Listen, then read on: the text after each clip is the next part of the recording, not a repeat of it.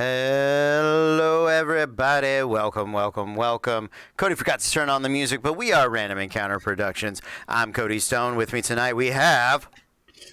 Hi, I'm Punk. I'm playing Ariel Arclight, the hero rogue monk fighter.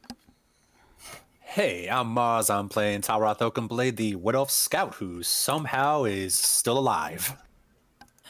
And I'm Kez, and I'm playing Treasure Knight Crafter, the Tiefling Barbarian. Awesome, awesome, awesome.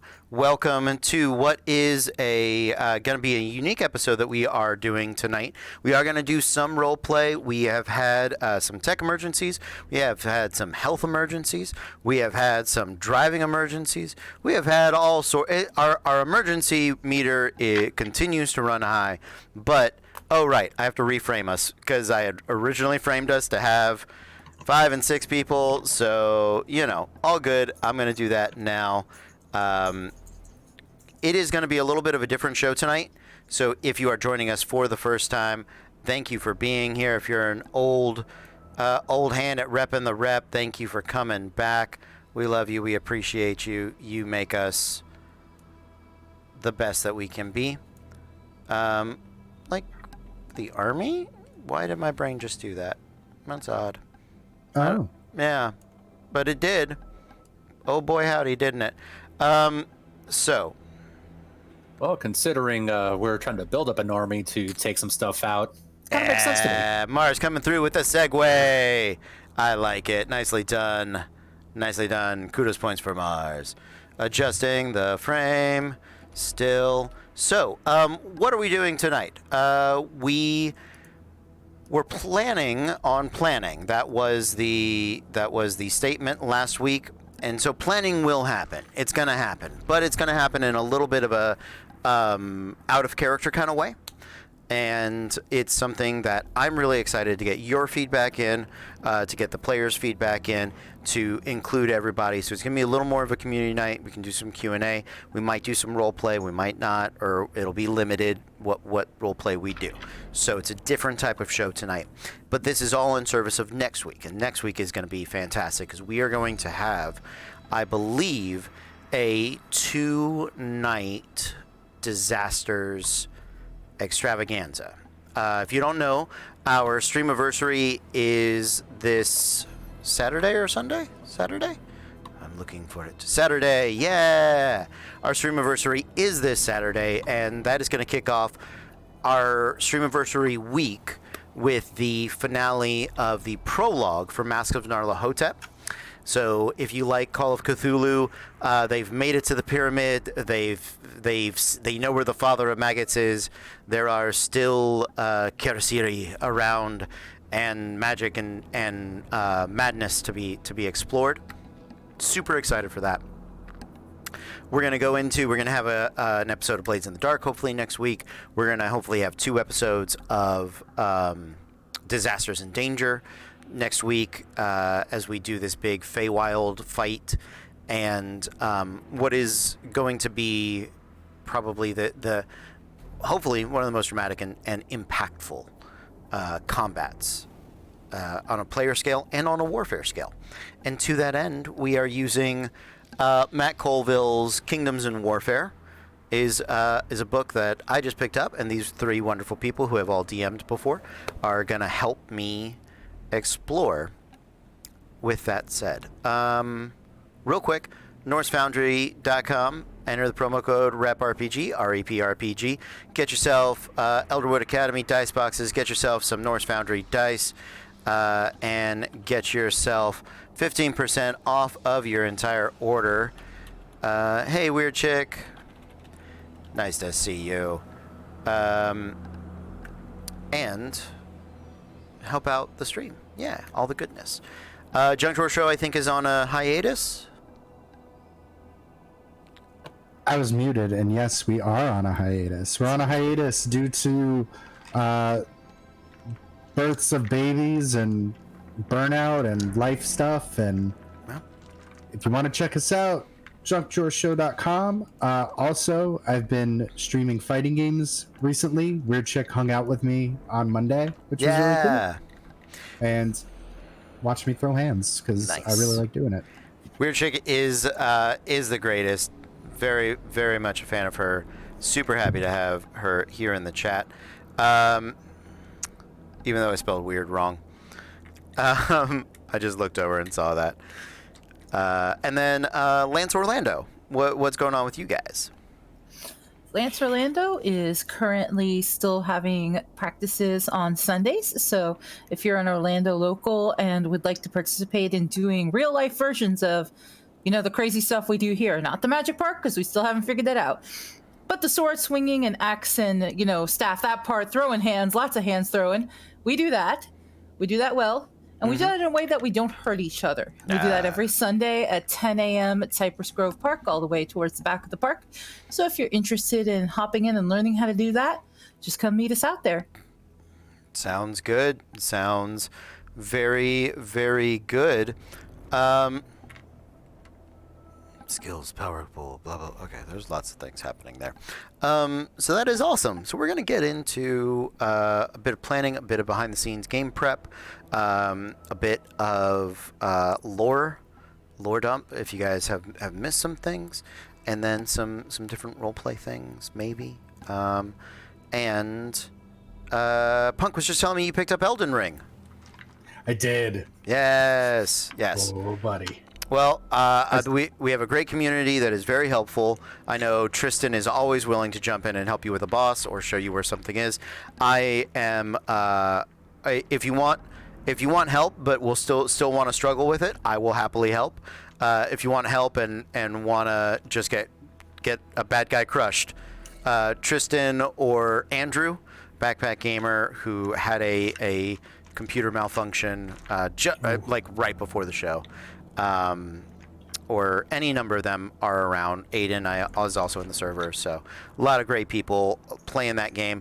I'm also going to be playing more of Tiny Tina's Wonderlands, which is super exciting and fun. So, oh my God, yes, been looking to get my hands on that. That looks hysterical and amazing. It's good. I've decided all the characters that I make to play with people are going to be based on Hal's Victors. I'm gonna multi-class them all from Hal's Victors. So yeah. I made Hal, who's a worm bringer or whatever the little dragon dude is. And then I made Lundis, who's a Stabomancer, and they're gonna multi-class. It's gonna be good. It's gonna be fun. That's awesome. Yeah, I'm excited for the theme. Those are some old school NPCs from way back in pre-stream / stream 1 days. So, yes. Let's get into whatever we're doing. Which I am. Yeah, we don't know. It's a little. We're doing it live, folks. We're doing it live. So somebody get duct tape, chewing gum, and a prayer, because we're building armies. Yeah, exactly.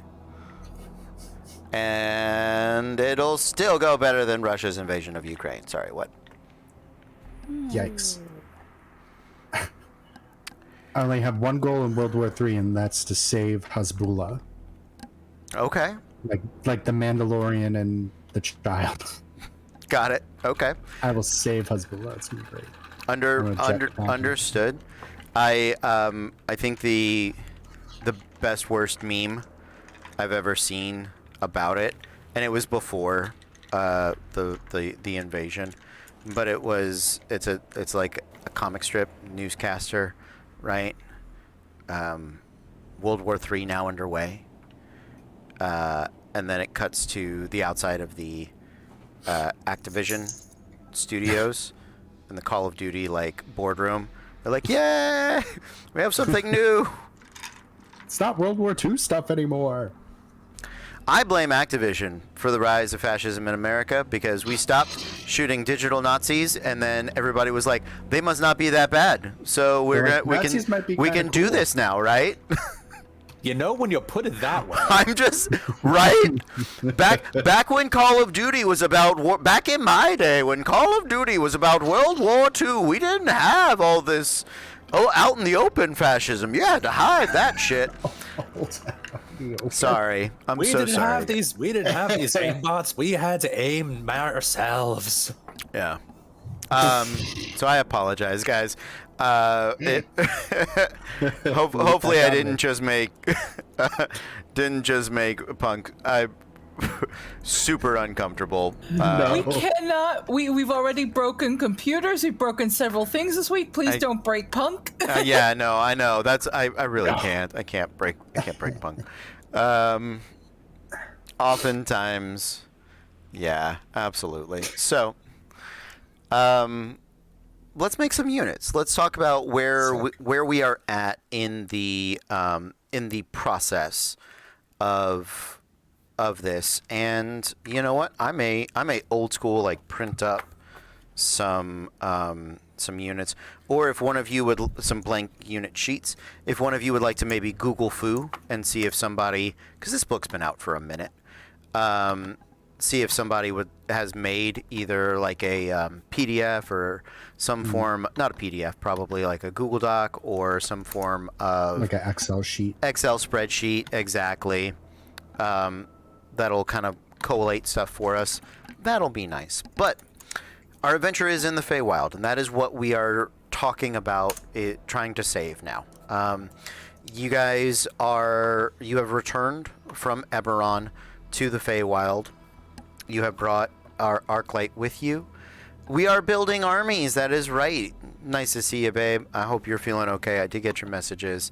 We've had a string of emergencies around here, so, we're hanging in there, just like everybody else. You guys have returned from the Feywild and are prepping the final siege of the last bastion of the Feywild, which is the city of the Winter Spire.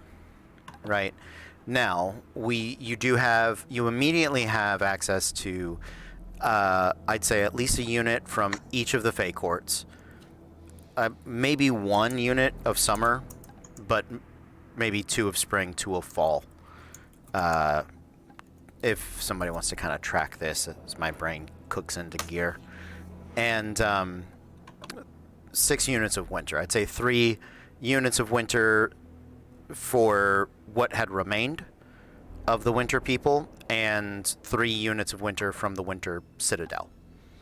That's just my mind sort of tracing things together. And I think that's Mars, are you tracking this? Because right now, all I did was look through the content table and I said Regents of Bugbear, and I'm like, oh no. I was about to start writing it down. Thank you, Mars. Someone wants to fill you in. You'll be stuck in construction traffic for some time. Yeah, here to help Pixie. Here to vamp and do all of the things. And as we are going, bless my players. You guys are amazing and willing to. You showed up to play D&D and you got roped into campaign planning. So, welcome. It's my bread and butter. Exactly. You guys are amazing at it. I knew I came to the right people. So that may be too many units, right? We may need to, just to keep numbers of things happening simple. We may need to make it 0 from summer, 1 from spring and fall, 2 from each of the winter locations, right? Yeah. So that I think covers the basics of the Fey court. Let's go with those first numbers.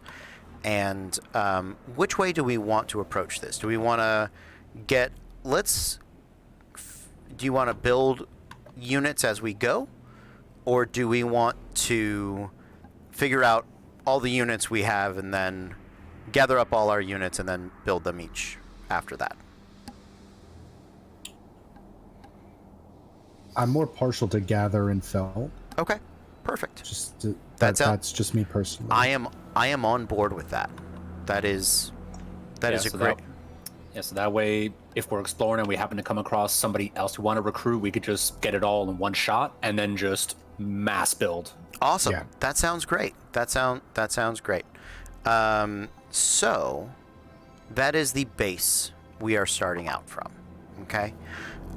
We had talked about a few different places that you guys have been in the past that may provide some good opportunities to have some brief interactions, as well as gather up units from them.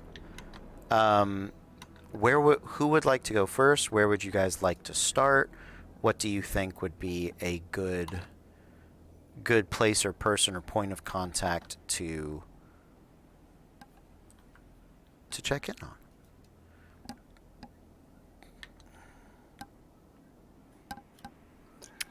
I mean, I feel the two of you have like a obviously deeper roots in the campaign in the world. But go ahead. Go. You're good. That was me breathing. Sometimes I get sometimes I breathe like an asthmatic child. I don't know. You're good. You're like, I'd like to see if there's anything I can round either from the Church of the Silver Flame, where I kind of commune from, or if there's anything in the nation of Undere that I might be able to round something up. Yeah. Between reputation between me and hopefully Burkhardt or something. Absolutely. We had talked about your and Burkhardt's connection to the Royal Eyes of Undere, which is the Underian spy organization.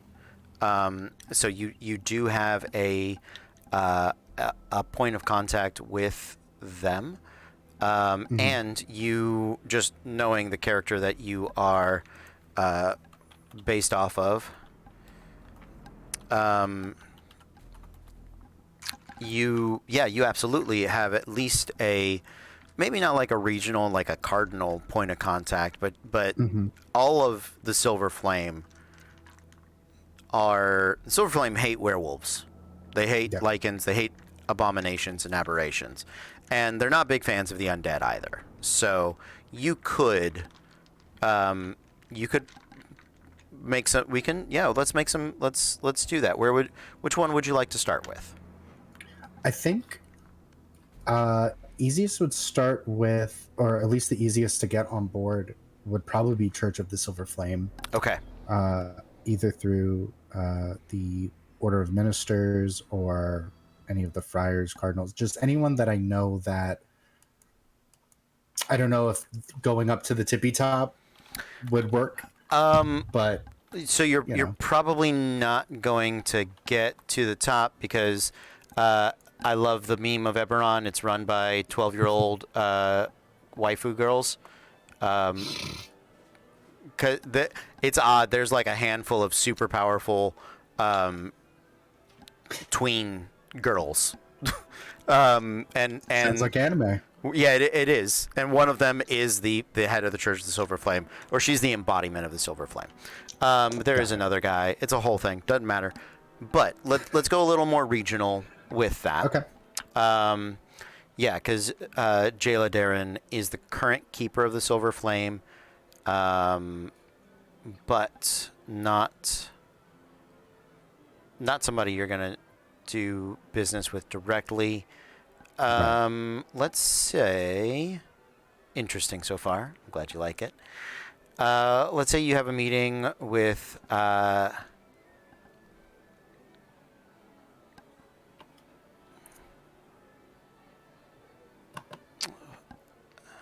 let's see.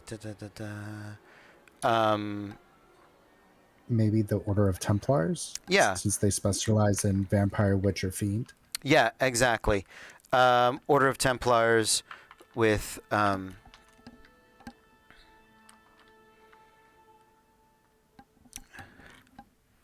excuse me, they all have naming conventions and my brain is running through names. No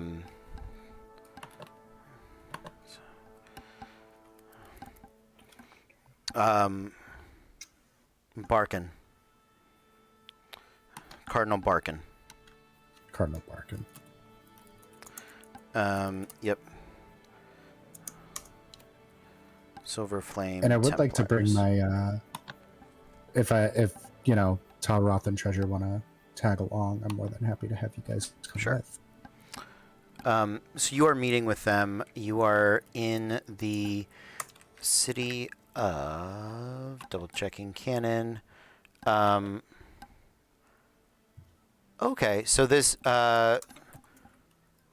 going by the naming here, it would be Argent Barkin. Arjun Barkin. Okay. Yeah, Argent is the he's like a colonel, which I believe is above major.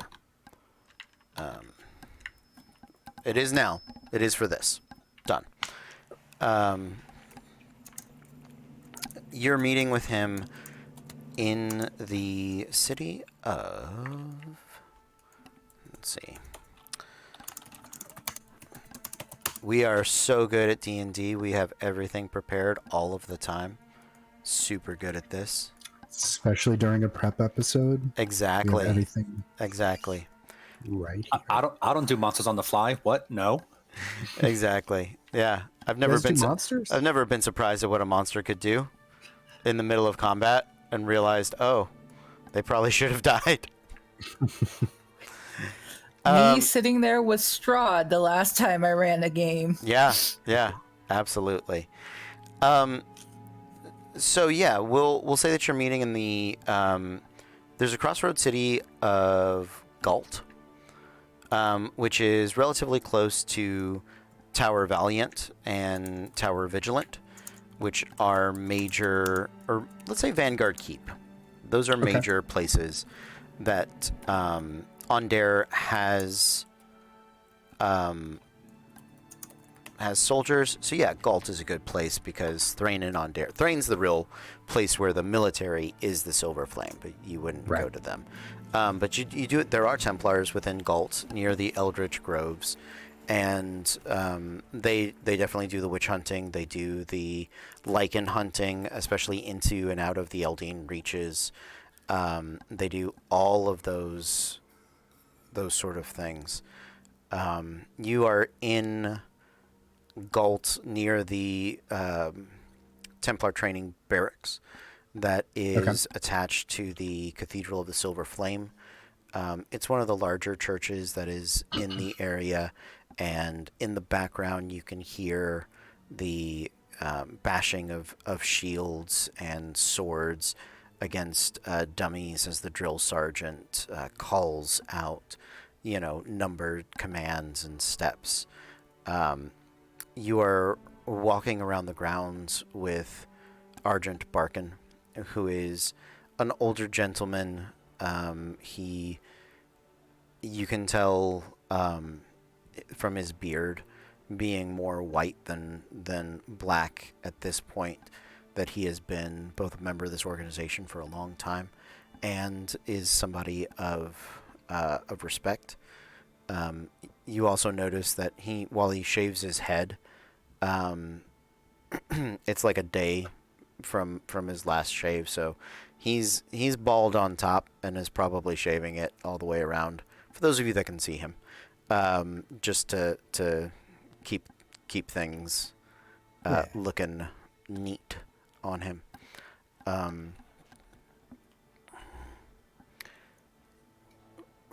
We'll assume that you have explained the basic importance of what is happening, unless you would like to attempt to recap, in which you are welcome to try.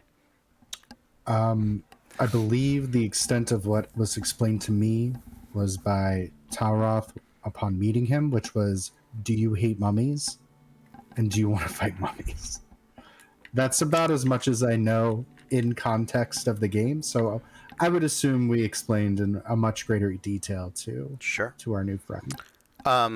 Yeah, so that you as a player know, because I'm glad you're still here. Glad you're sticking around. Yeah, for sure. The mummies are, it's old civilization helped the Fae and some Celestials kick out dangers from the outer realms, old gods sort of things. Okay. humans had gone mad but had bartered for immortality, for longer life, the way the Fae had it. And they sort of turned that into a curse upon them, hence the mummyism. Mm-hmm. They've returned, and the mummy rot that they brought with them was incurable. And so, over a stretch of time, it has corrupted every tree, every blade of grass, every soldier that they have fought, and those that have fallen to it have turned into what is known as the choking sands. Okay. So the Feywild is 90% desert of this rotted, a vibrant place of life that is now wild with magic, all of that sort of thing, underneath a sand of death, of ashen death. And so when the Archivist faced off against them last time, the mummies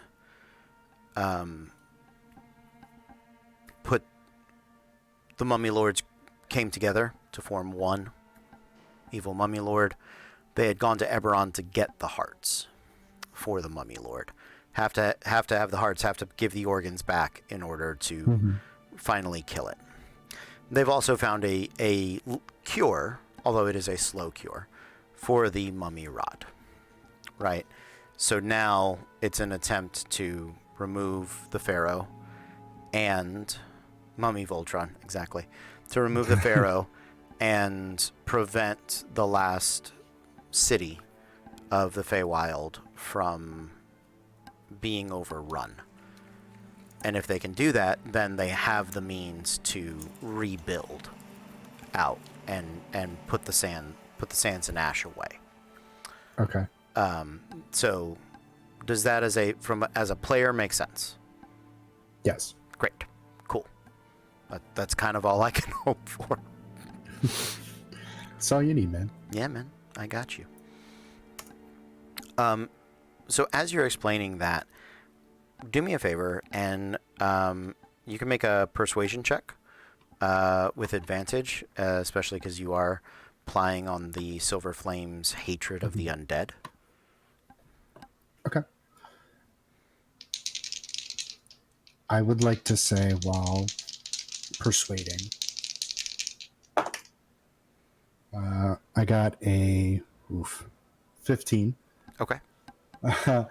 I would just like to just point out while we're kind of walking and just say, isn't it per the Church of the Silver Flame that there are hierarchies to evil? There are the entities of alien evil and those who choose evil and the evil within, but this seems to be both an unnatural evil with your undead and, of course, lycanthropes. I don't have to tell you that, but also innate evil, like monsters.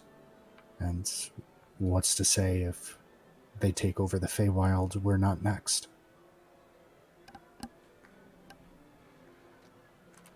You do make a strong point. Went to law school for it. The magics of Eberron do ebb and flow with the movement of the planes. Thalanis being the strongest source of magic. The faith of the Silver Flame does allow the faithful a great many gifts, but our world does rely on the magics of the arcane. So, I can muster what knights I can, and Templars, to assist in this effort. It is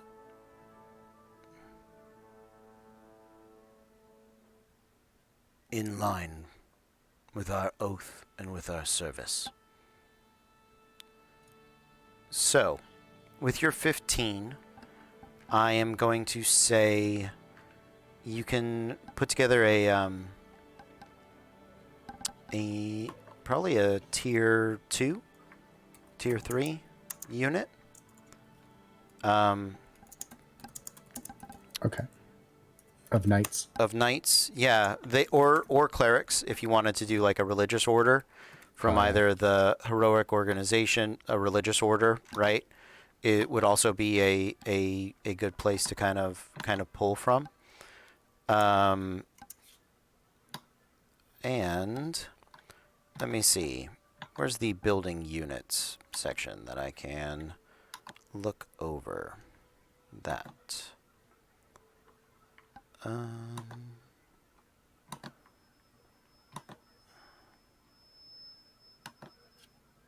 Okay, that high-pitched squeak in this track, this overture of the Grand Theater, that's not okay, my dude. That is killing me. We are not doing that again. Stop that.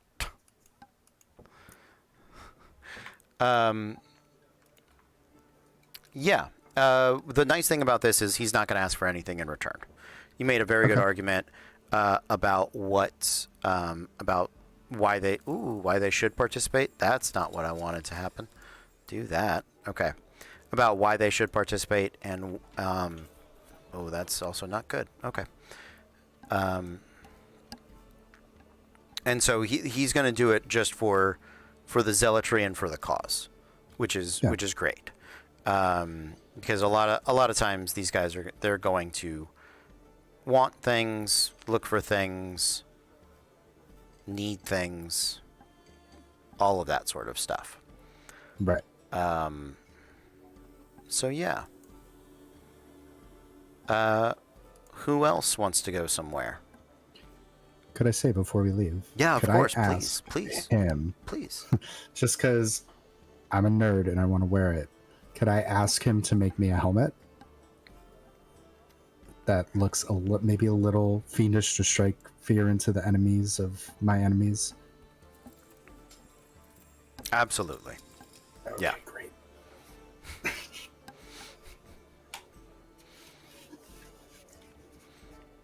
Yeah. That's awesome. That's fantastic. Oh yeah. I love this. That's great. That is amazing. I've been wearing this a lot. I love it. I'm never a dog. Justice. Very good lawyer. That is absolutely amazing. Yeah, man. 100%. Yes. Oh boy. All right. Sounds good. If we're trying to figure out where to go next, I think a good starting point would be back at the school. Okay. That sounds good. Back to Dorian's Dawn. Upon you have returned. It is, man, at least 18 months later. I think 2 years. It took you guys about a year to get there, and you've been at least 6 months kind of afterwards. So yeah, about 2 years. 6 months, 18 months at least. It has rebuilt since the fires that erupted across the School of Archaeology, and the sense of paranoia has definitely died down. A new school year has brought some new professors, some new students. There is definitely a vibrancy to the school again, and the reports of the success of Wyatt's expedition has emboldened, and the news coming from west of the Warden's Wall, and the idea that there is this society of dragons, the idea that there is these vast mountains and valley reaches, and that there is so much more to explore beyond what is it's a very populated sort of eastern portion, a kind of empty central portion, and then it looks like a lot of weirdness out west.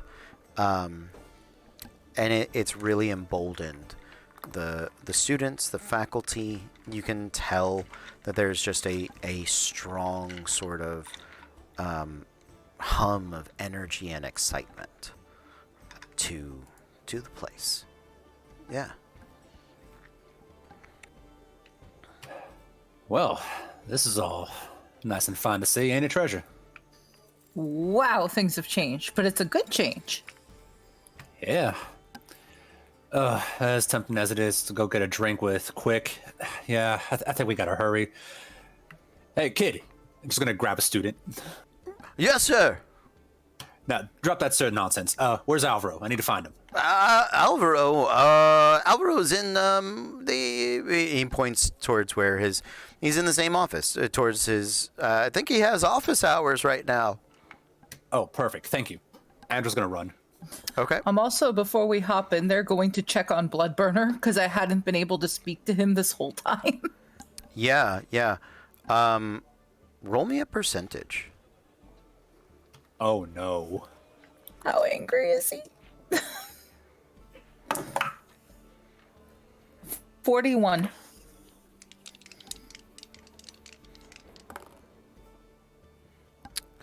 Yeah. What would you like to say? Bloodburner, are you okay?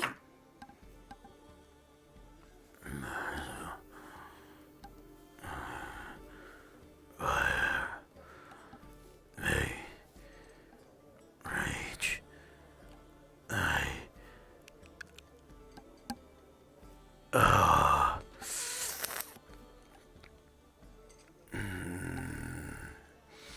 What is this? What is this voice? Who's there? It's me, Treasure. Make an insight check on Bloodburner.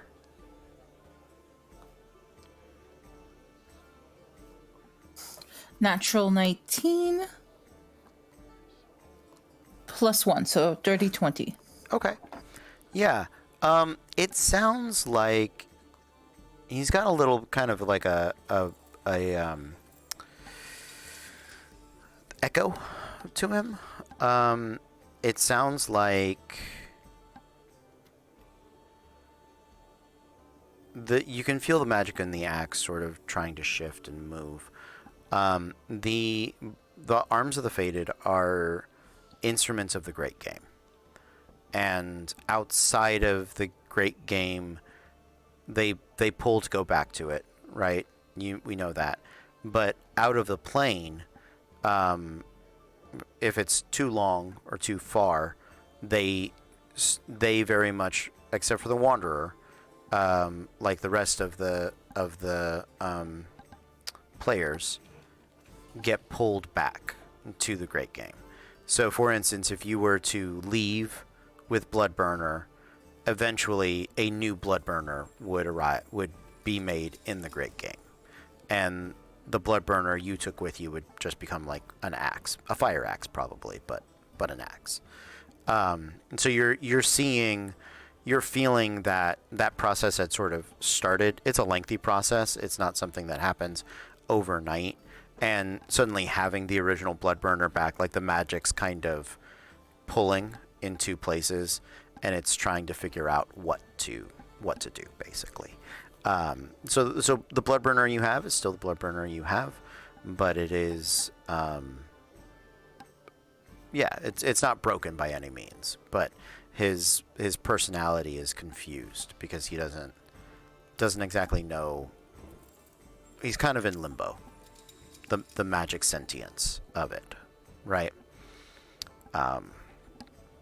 Because the personality doesn't go with you when you go away from this prime material plane. The sentience of it is bound to the game, right? That's why it exists. It exists to win the game or destroy the game, right? That's its purpose. So. And didn't Alvaro also have a one of the arms of the Fated? Yeah, Glory Maker, I believe. We're gonna see your brother. You'd want to see your brother, right? Or sister? I don't know what gender Glory Maker is. Yes. Glory Maker. Yes. Good. good. The battle they bring. Strong. Yes.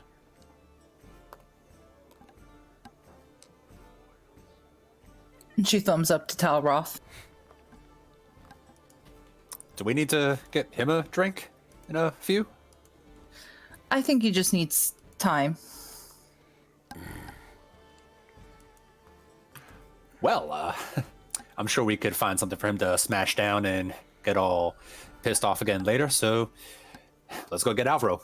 Oh, yeah, Arclight, come on, this way. And let's kind of reach out to kind of put a hand out for him. Mm-hmm. Yeah, take it. You guys have a lot of friends. Yeah, we've gotten around.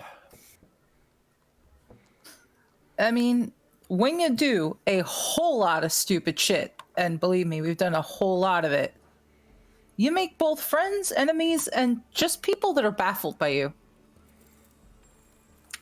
Color me baffled.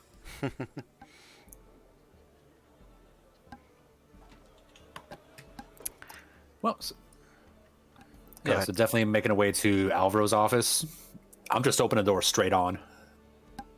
Okay. Sounds good. Yeah, as you come in and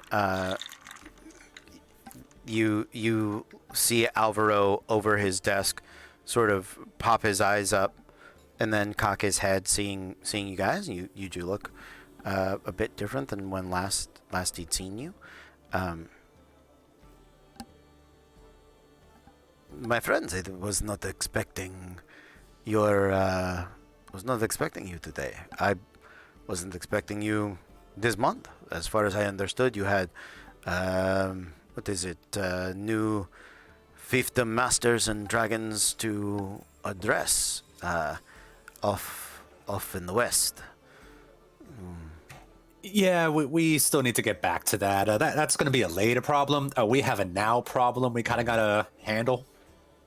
Well, I assume you are not here for scholarly advice. So, what is it that I can do for you? Well, if by scholarly advice you got some people who are good at blowing up undead and mummies, yeah, we can use some help in the Feywild.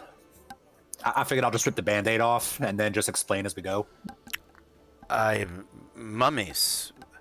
Mummies of the Feywild, you say? I'll take the time to actually properly explain and Of kind course. of look over the treasure just to Yeah. kind of, am I getting it right? She's gonna nod, do the occasional this, add in, and she's also going to introduce Alvaro to Bloodburner. Oh yeah, that thing happened too. That is quite interesting. Yes. Vires lives here. There's a bit gruff around the edges. And you can Treasure, you can hear kind of for the first time. Some of you guys, the weapons can speak out loud, and for Bloodburner, it has been since it's been back. It doesn't have the energy to really distinguish. Like, it's just sort of emoting and radiating thought as best it can, right? Because it's kind of struggling. But because you are attuned to Bloodburner, you can also hear Glorymaker, Treasure, and I'm gonna make sure I've got this correct, because it is one of my favorites. I do love these dumb things. I'd love to finish them. It has not quite an imperious tone, but it's definitely a feminine voice, and you sort of get the idea or the feeling that whoever wields it, it has a voice of the opposite gender. And so, because it is attuned to Alvaro, you hear the Glory Maker. Great, just making sure. No, something's happened to him, Alvaro. I'm not quite sure, but Bloodburner's always been one of the more dangerous arms. Of course, this is something that you have expressed to me in the past. It's nice to see him restored. Ah, yes. When last we saw him, he was lacking a head, as it were. Now he has two. I mean, two heads better than one. Exactly. And you feel the Alvaro's not saying out loud. He's mentally communicating, but Treasure is privy to the conversation. For the other two of you, in this moment of silence, it happens very fast. Like it happens at sort of the speed of thought. The glaive that is up on the wall behind Alvaro, he's got like one of those teacher wraparound desks that has the bookshelf in the back, and up top he's got a weapon mount, and it's very long, sort of bearded blade, kind of glaive, and you can definitely sense the like vibration of it, and it's got this kind of itch, as though it wants to leap up and do stuff and leap into action, and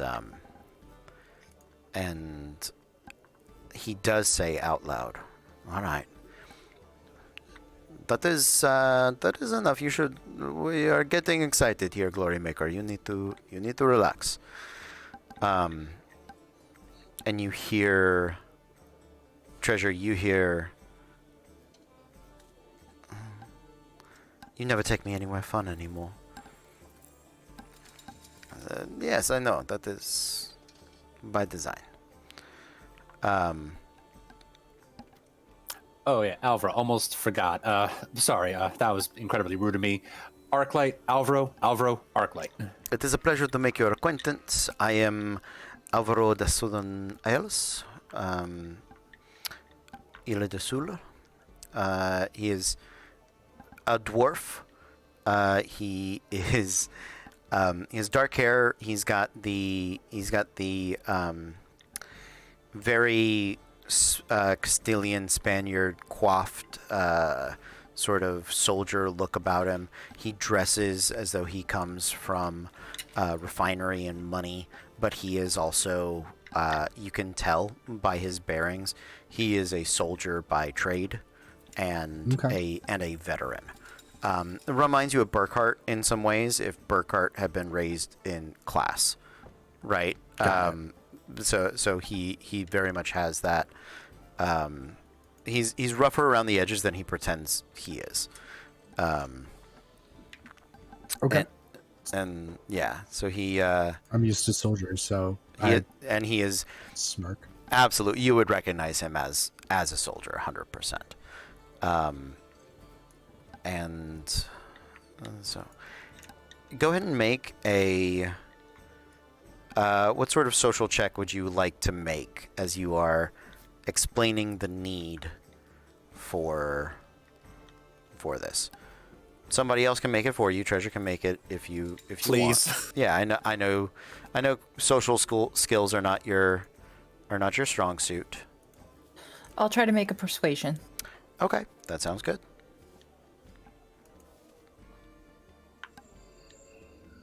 I'm so glad I actually pulled this D20 out for this. I pulled out the Beholder D20. Yeah. Because I feel like tonight was a good night for it. So here it is. Nice.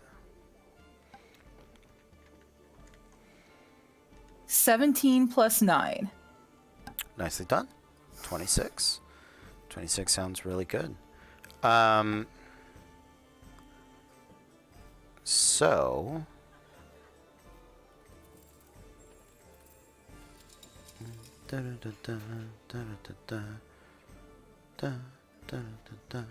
Okay.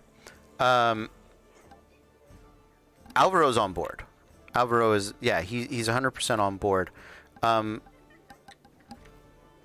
The unfortunate thing is that right now, the school is not a place of soldiers, but I do still have some ties in the Republic's military forces. We did receive the word that had been sent some months ago about populating a fortress, next fortress, and so we have been moving forces there, and I know that the dean of the college has been setting up the school annex underneath this Black King for the learning of the students in the West, and so all of this is very much underway, but it is also very much absorbing, how does one say, resources, and so the capacity to assist in a timely fashion is going to be perhaps limited. Now, if I am able to sell them with some form of incentive or recompense or something along those lines, then I can perhaps bring forward more peoples than is initially, thought to have. Is there any deal you guys think you can make to help with that? I think there is one I could potentially pull some strings on. Okay, that sounds good. Let's hear it. I do have a plan to head back to Jalen soonish. Okay. Jalen is definitely a country full of all kinds of magic items and all kinds of things that the students could study.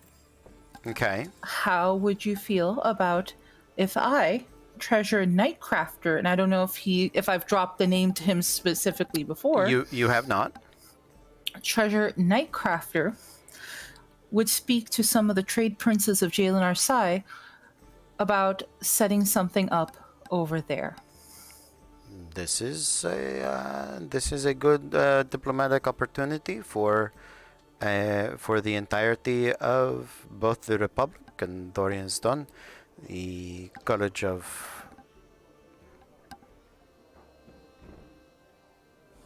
Oh my lord, I've said it 100 times, almost literally.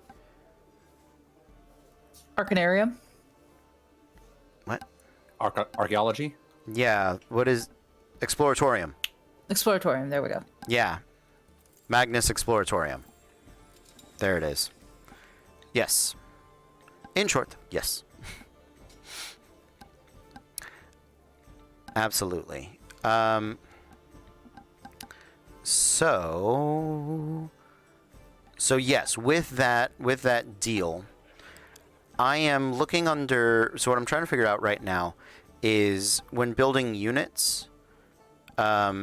Usually there's like a point or a cost or something. It sounds like it's probably going to be a point buy system from what I'm seeing here. Right. Where is the point? Where is the point by? That's what I'm trying to figure out is where you start and how many you get. Yeah, and this is sort of my problem with the Matt Colville books. They are very interesting, and they do tell us a lot of things, but they also are not super easy to navigate in a. I'm using this book as a reference, not as a novel, which is okay.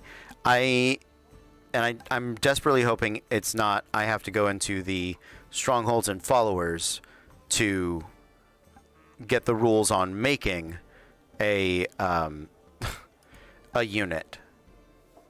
That is not Lundis. No, that's Alvaro. Remember? Alvaro of the Southern Isles. Oh, thank you for the lurk. But they also do not. Yeah. Hey, Mechanized Minion, hey, thank you for raid. the raid. Welcome, everybody. We are having a bit of an odd adventure tonight, filled with administration and campaign planning and all sorts of really, really fun things like that, as well as some role play. So thank you guys for being here. And yeah, hope you enjoy the show. Please say hello in the chat. So, units experience, they improving units on page 104. Let's see. As we all search a book for a bit of information that we would love to see. Because I'm seeing what things result. Oh, hold on. Because here's the odd thing. I do have that old... I think I have that old spreadsheet somewhere in here. And boy howdy, that might be useful in this moment. Because Cody never gets rid of anything. I'm actually reading the other little PDF you sent us, the one of just like the cards and things like that. Yeah. Just to see if there's something in there that might be useful. And what I'm reading is that it's saying, hey, you can use one of these units. Yes. And just flavor it to something else. Yes, that is also a possibility. I didn't know if, because I like when people have an emotional attachment to what they're doing, so you may care more when you're rallying these people. Also, it gives me something to tie the mechanics of you guys going and having these conversations with people to things. So that was why I was trying to piece those things together. But it is not by any means required. Copy of Unit Builder. Hey, look at this. Yeah, okay. Here we go. Look at this. I mean, I don't know if it has all of those things. But you can add traits. And heavy. Yep, drop-down menus. Awesome drop-down menus. And yeah, here. I will share this with you guys. And anyone with the link can edit. Done. Oh, yes. Copy link. Copy link. D&D is its best when I do a bunch of number stuff. Clearly, this is what D&D should be.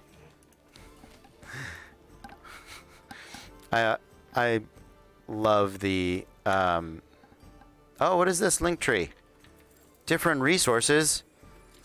Punkit, yeah, I found a thing. You found a thing? Let's see the thing. Lessons. I like it. You found a lot of stuff. That is a lot of stuff. Oh my lord, please.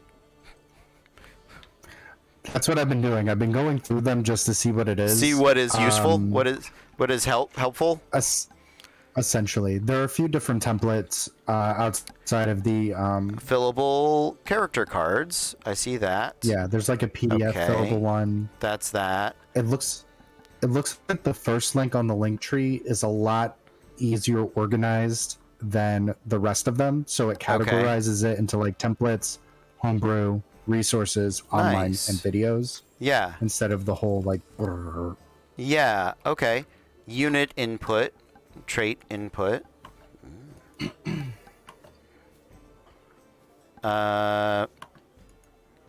Experience. Okay.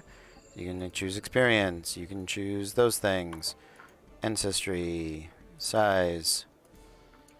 Just a lot. Tier. There is a lot. It is a lot. And I'm sorry that it is too much. No, don't be. I'm just like, what? There's the cost. Okay. Well, hold on. I'm going to fill this out and see what it says.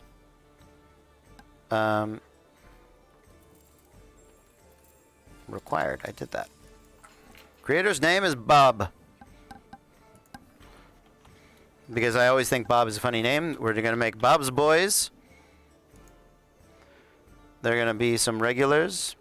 They're going to have some Who are medium you? equipment. We're Bob's boys. We're with Bob. We're his boys. Dwarves. Unit type. Infantry. Size. D8. Tier 3. Next. Oh, this is like a Google. This is a extensive thing. This continues. Good job. Good job, Bob.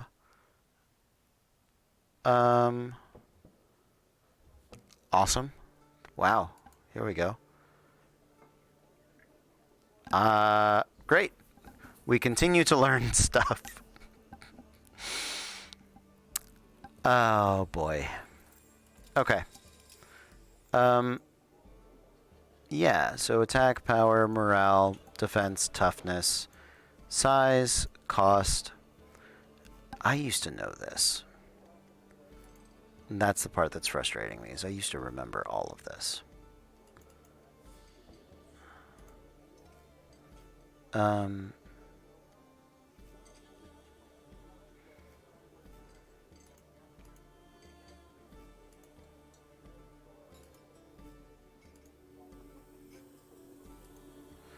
So the unit builder link that I put in seems to do a pretty good job of determining the rest of it. I am probably just going to grab the...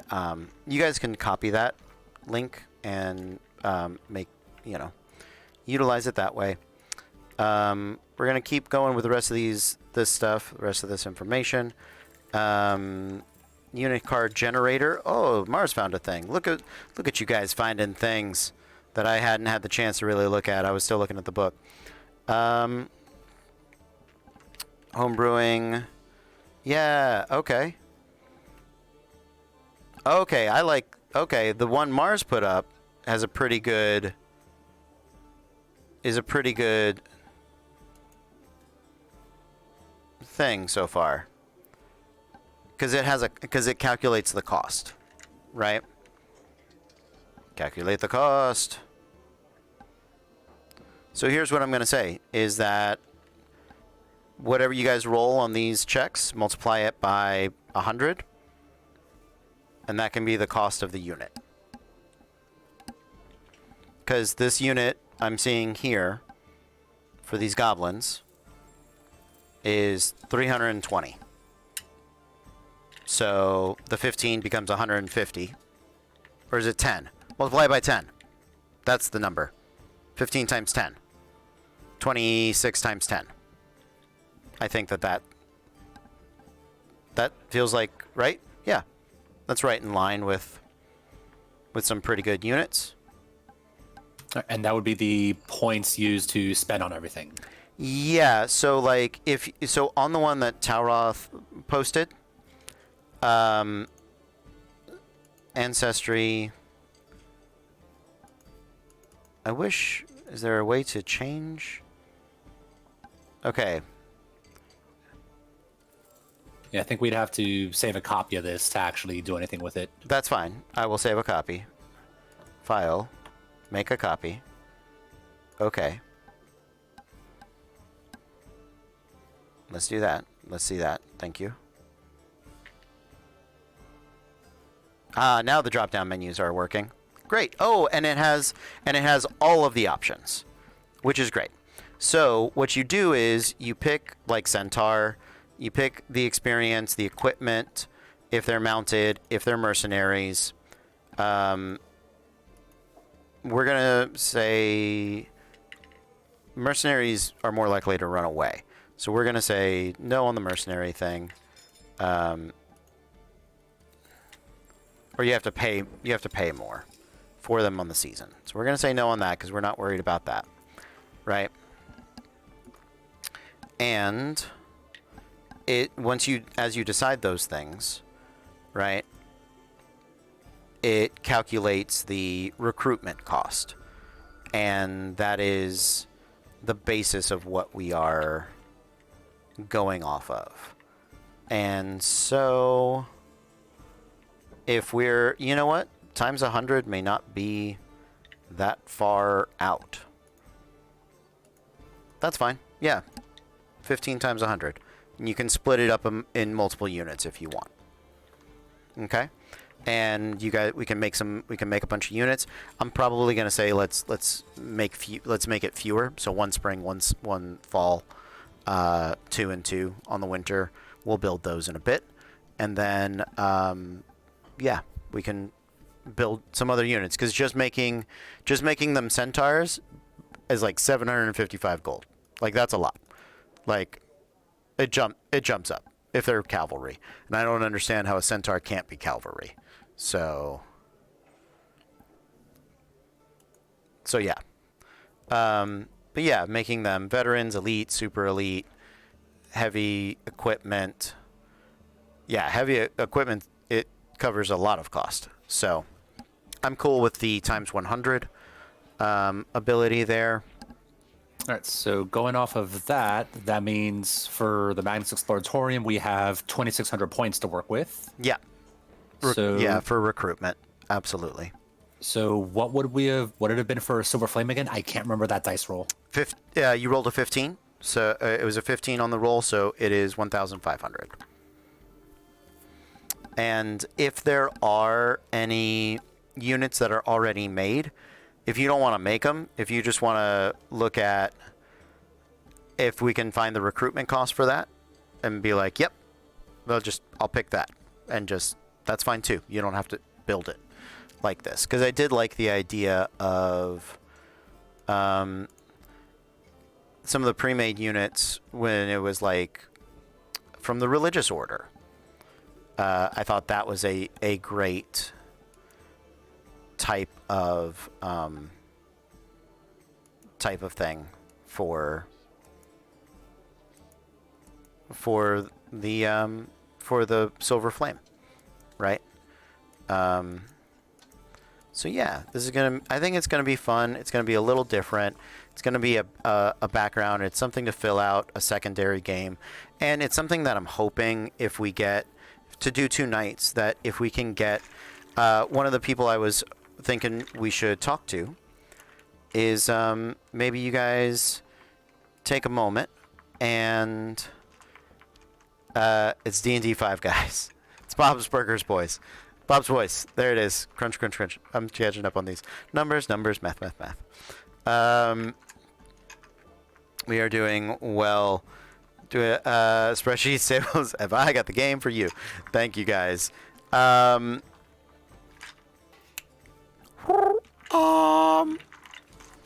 Sirach. I mean, I live in the elemental plane of air now, but I think having a unit for them might be fun. I still have a couple of Sirach's plucked feathers, so we could plane shift to him. You absolutely could. Yeah. Yeah. Arclight, yeah. So we used to have this bird, right? Well, I think he was an Aarakocra. Treasure. Aarakocra, right? Aarakocra, yeah, that thing. Got it. Yeah, kind of short. Whenever he got excited, like, these big old feathers on the top of his head would come right up. I mean, it was kind of cute and all, but I think he was, what, like 5? roughly. But I'm told that that's about like teenager for them. I think he was like 7 or 11. He's 11, I think. But yeah, that's, you got, the characters don't have to get it right. I'm saying that as the GM, so that people out there are like, a 5-year-old Eric Cochran, isn't he like 12? Isn't it like, we're good. Keep going. Oh. It would help if I didn't kick my mute button. Oh, good. But we can, I mean, it's been a minute since we've talked to him, but I'm sure he'd love to hear from us. And honestly, I'd love to hear from him. We kind of left and things were a bit crazy, at least on this end. On that end, it seemed okay. So I guess the big question there, Arclight, how are you with flying? I've never done it. It's an experience. Okay. I mean, I've jumped off of really high places before, so I figure it's kind of like that, but without hitting something, right? Basically. Yeah. Yeah. Okay. How do I do that? How do we do this? Well, we got to get there first. In the meantime, I know that you already probably have some rough time as far as seeing, but not having like ground around you, not having like walls to necessarily go by. We could do a child safety leash. That might help. Yeah. And Child, like while I'm in the air? yeah, I'm just like a rope we kind of tie around your waist, so that way if we see you're gonna fly into something, we can just kind of pull you back real quick. Yeah. Unless you want to sure. fly into random shit, then we'll absolutely let you. No, I'd rather not do that. Yeah, so I'll go ahead and reach back for the shards of Gyron's staff, and to stop for a second. Okay. Hey, Alvaro.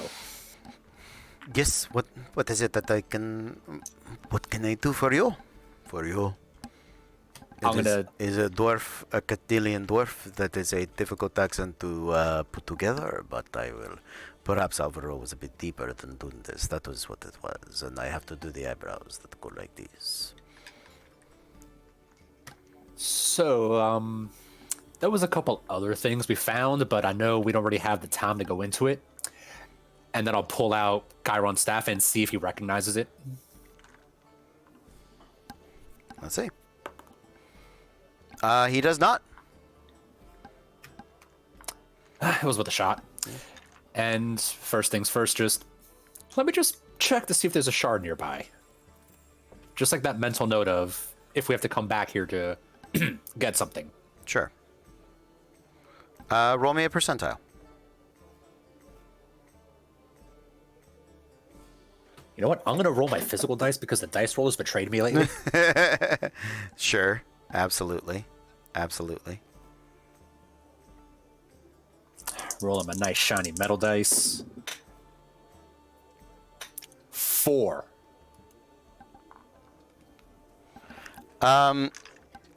What I'm gonna say is that there is on this side of the mountains, there is a shard.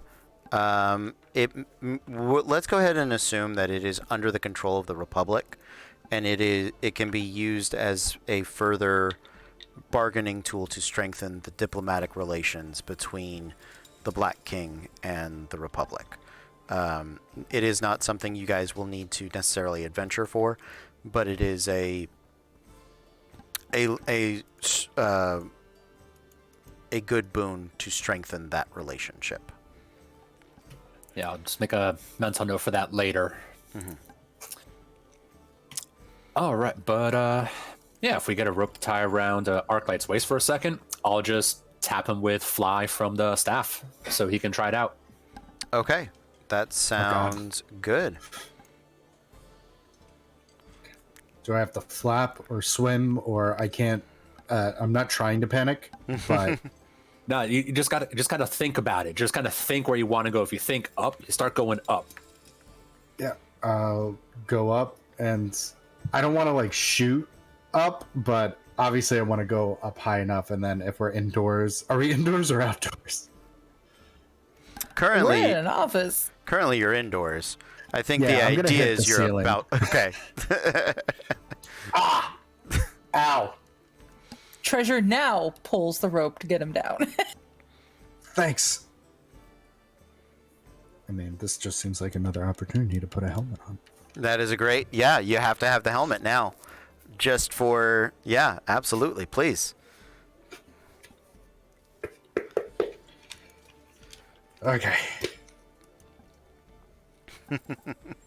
Yeah, sorry for doing this in your office, Alvaro. We're kind of in a bit of a hurry, and we're just kind of doing things as the seat of our pants, kind of like usual.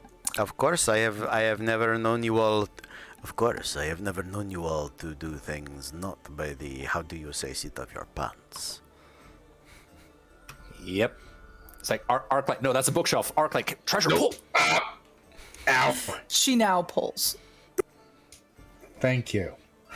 This is filling me with confidence in the fate of not only our world, but magic as we know it throughout the entirety of the multiverse and the realms beyond. So, super smooth.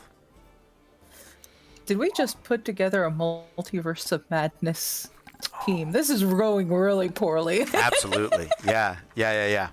It's going great. You guys are killing the game. So I suppose it's a bad time to ask about the payment from taking the kids over to the forge, ain't it? Ooh, yes, perhaps it is. After I just told you I would help muster an entire army versus for many thousands of gold pieces. Yeah, it is perhaps not the strongest moment to ask for. Have you guys calculated that cost? Not yet. If you do, I will let you put it to building units right now.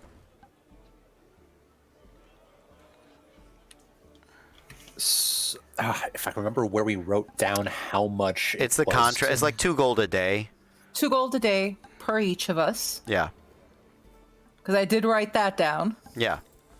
And then it was minus, I think, 10 gold per person we'd lost. Right.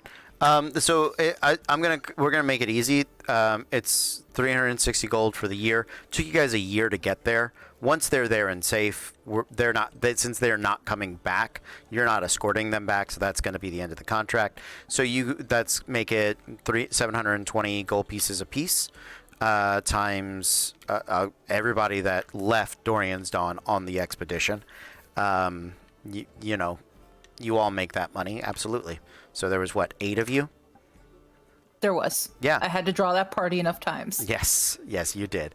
So yeah, absolutely, 100%. You can take that gold, 7 times 8, so 56, 5,600 roughly.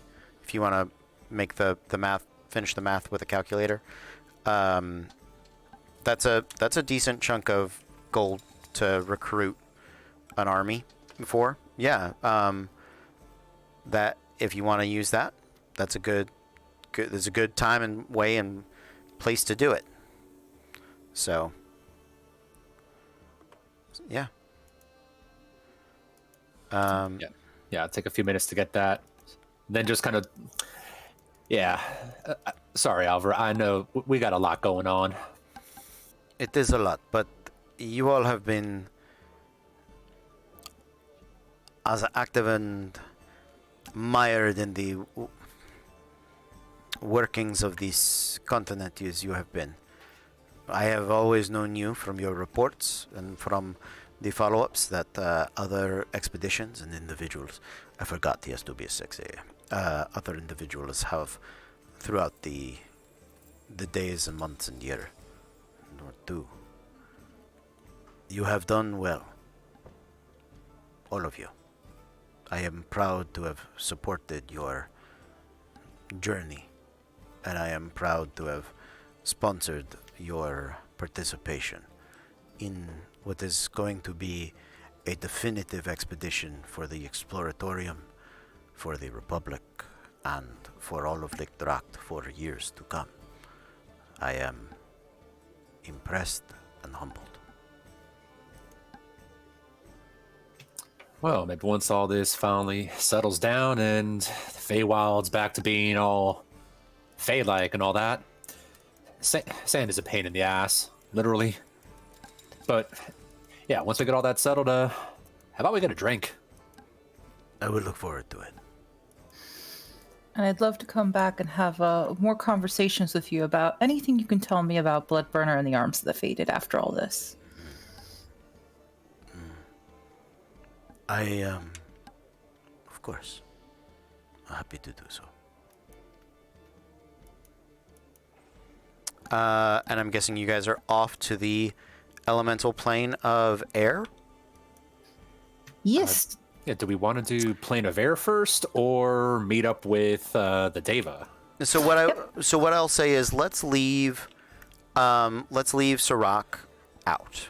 Okay. If I can get Eric on the other night, on the warfare night or whatever, I will roll that up with him. Or if we need to do a we can do a, I don't know, a look to the east on the third day. Right. Cause why not? Oh my god, are we getting the giant eagles? Yeah, exactly. Eagles are here. The Eagles are here. Crazy stuff. Yeah, that sounds good.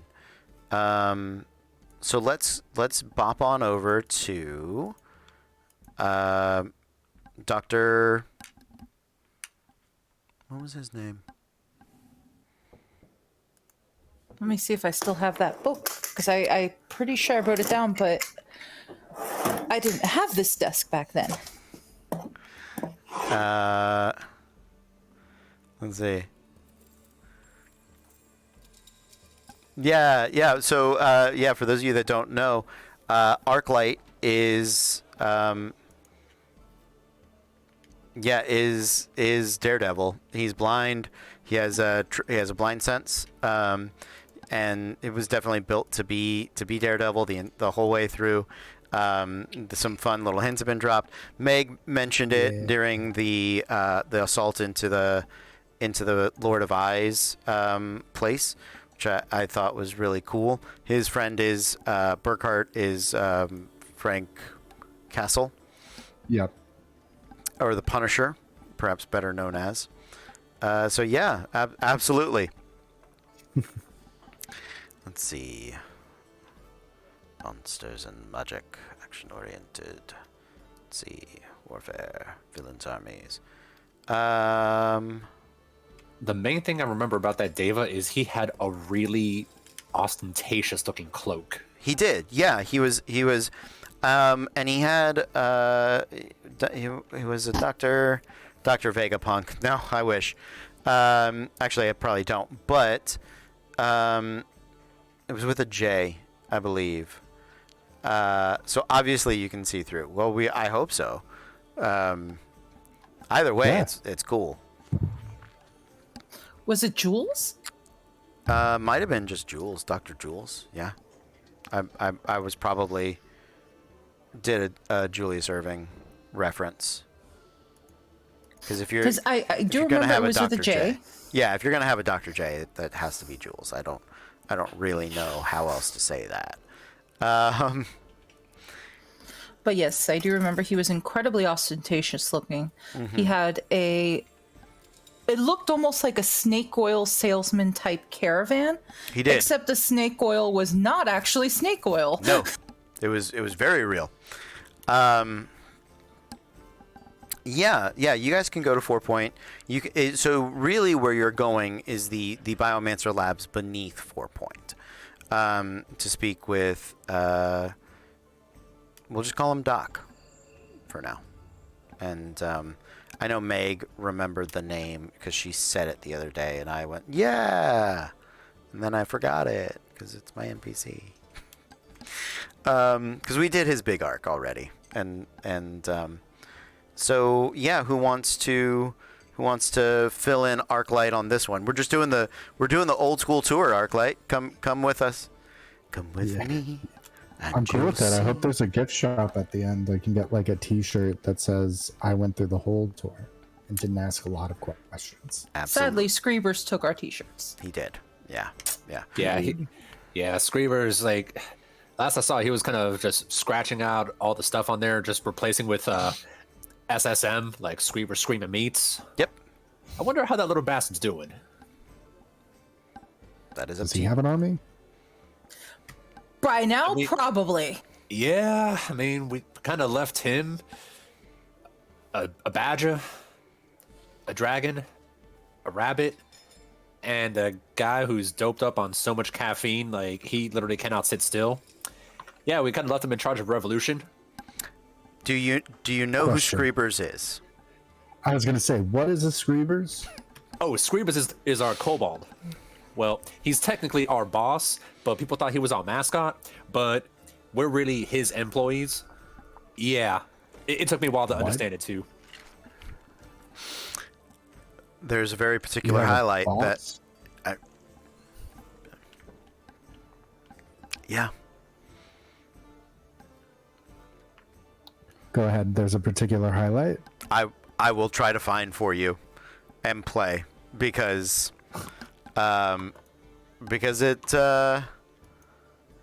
it deserves to be here. I really don't have any other. Oh, right. I'm not in that mode. Let's go back. Basic adventuring. Let's put it in studio mode. Let me see if it is anywhere around here. But yeah, while Cody's looking for it, take a break maybe because there's a lot of campaign highlights, but there's one very specifically about Screebers. The moment that he realizes he is in charge, and then the rest of the campaign stopped. It was just about Screebers after that. Let's be honest. I kid. I don't think you made it, Tristan. I think it was from. I think Pixie made it. I'm looking. Keep talking. So, yeah, dropping out of Talroth for a second. Screebers is a kobold that was a student at the college. Undeclared major, because he's still too young to lock himself down. Mind you, he's 120 years old. Young. Still young. Oh, yeah. Found out eventually that he used to be the minion of this guy, but he survived. Like, this kobold survived by running away and realized if he runs away, he lives, and it's awesome. But, yeah, he wants to figure out what to do with his life. He became our danger canary for a good while. Like, if we saw that Screebers was nowhere in the vicinity, weapons out, magic up. Fair. And it did save us a couple times, like, uh-oh. But, yeah, he was traveling with us because we needed somebody to... It's like one of the more senior students to kind of help with some of the paperwork and make it an official outing and all that stuff. So, yeah, he came with us through some interesting negotiations. He somehow became our boss. And he would hold reviews for us every now and then. Yeah. But we left him over in Draconopolis because of some of the stuff that was going on there. So he's basically stuck around to help lead this revolution against a lot of the dragons that wanted to further oppress non-dragons. Okay. Draconopolis has like two major things going on right now, two major factions. And this kind of centers around the idea of what they call little folk. Now, little folk is basically anybody that is not a dragon. And there's even smaller sections within that. There's dragon-blooded little folk. These would be like half-dragons, kobolds, so on and so forth. And then there's people like us who would just be little folk, and we're even lower on that tier. Got it.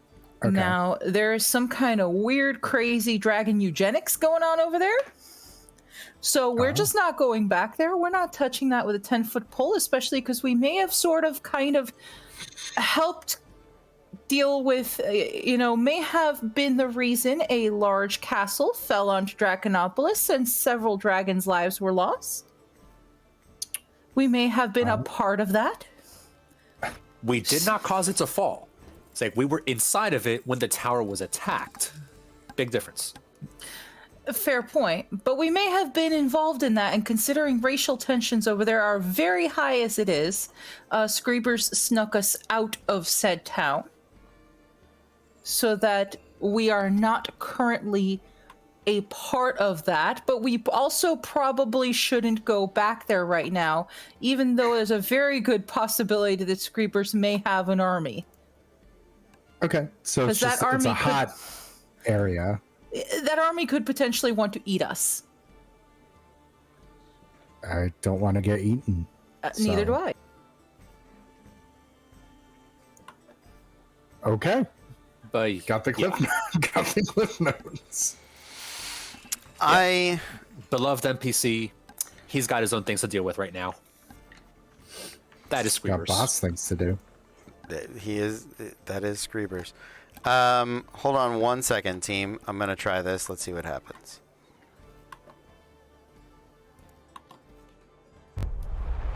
It's not what you see so much, but what you hear. In between the roll.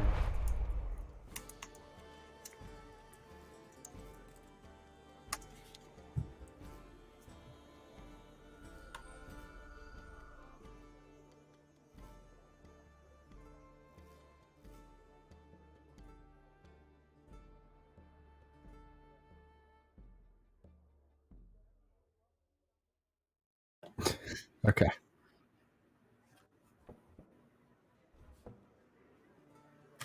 A couple minutes of a break is not bad. Yeah.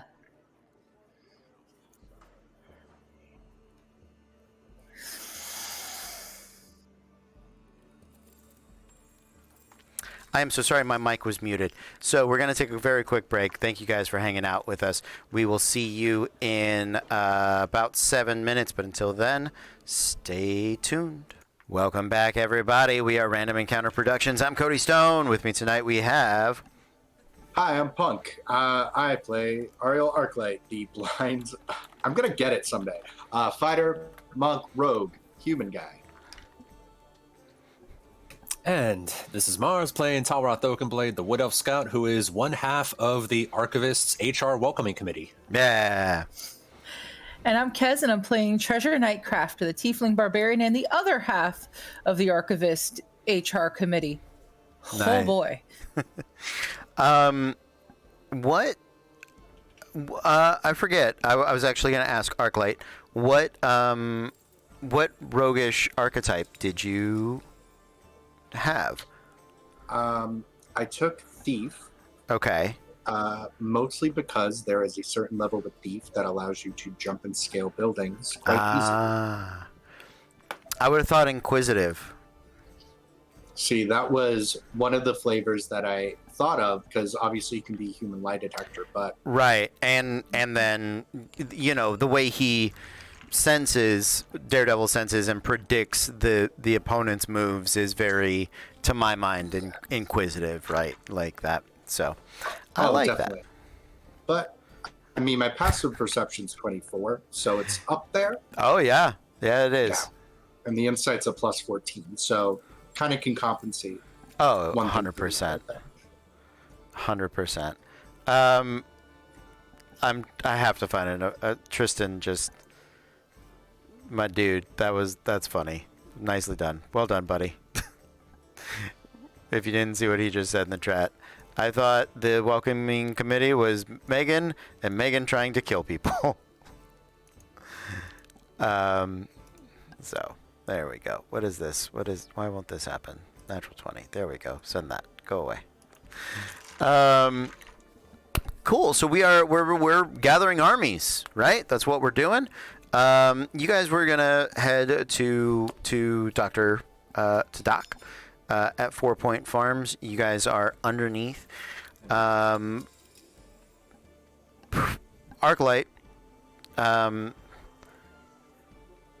So you end up not needing to fly, but that was a fun. We'll say maybe you did it, maybe you didn't. We'll cut the way to that. The next place they take you is to what seems like a very lovely farming community. Very pastoral, reminds you a lot of the countryside of Ondair. And you can... what happened with Voltron? Voltron, we are gathering armies to fight Voltron mummies' armies. We fight the Voltron mummy next week. We have to prepare to fight.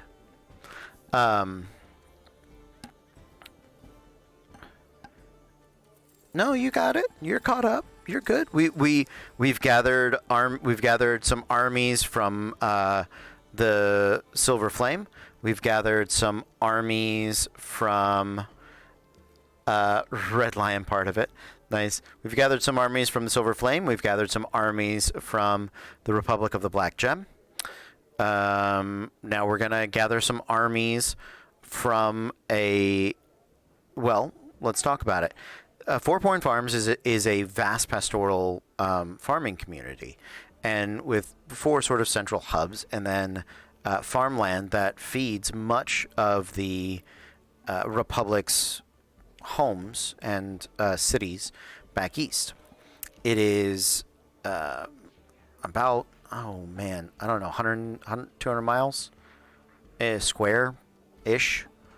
And this is not densely populated. This is not, you would not think at a glance that this is a place where you would be able to get a good army, a good set of armed forces, right? However, the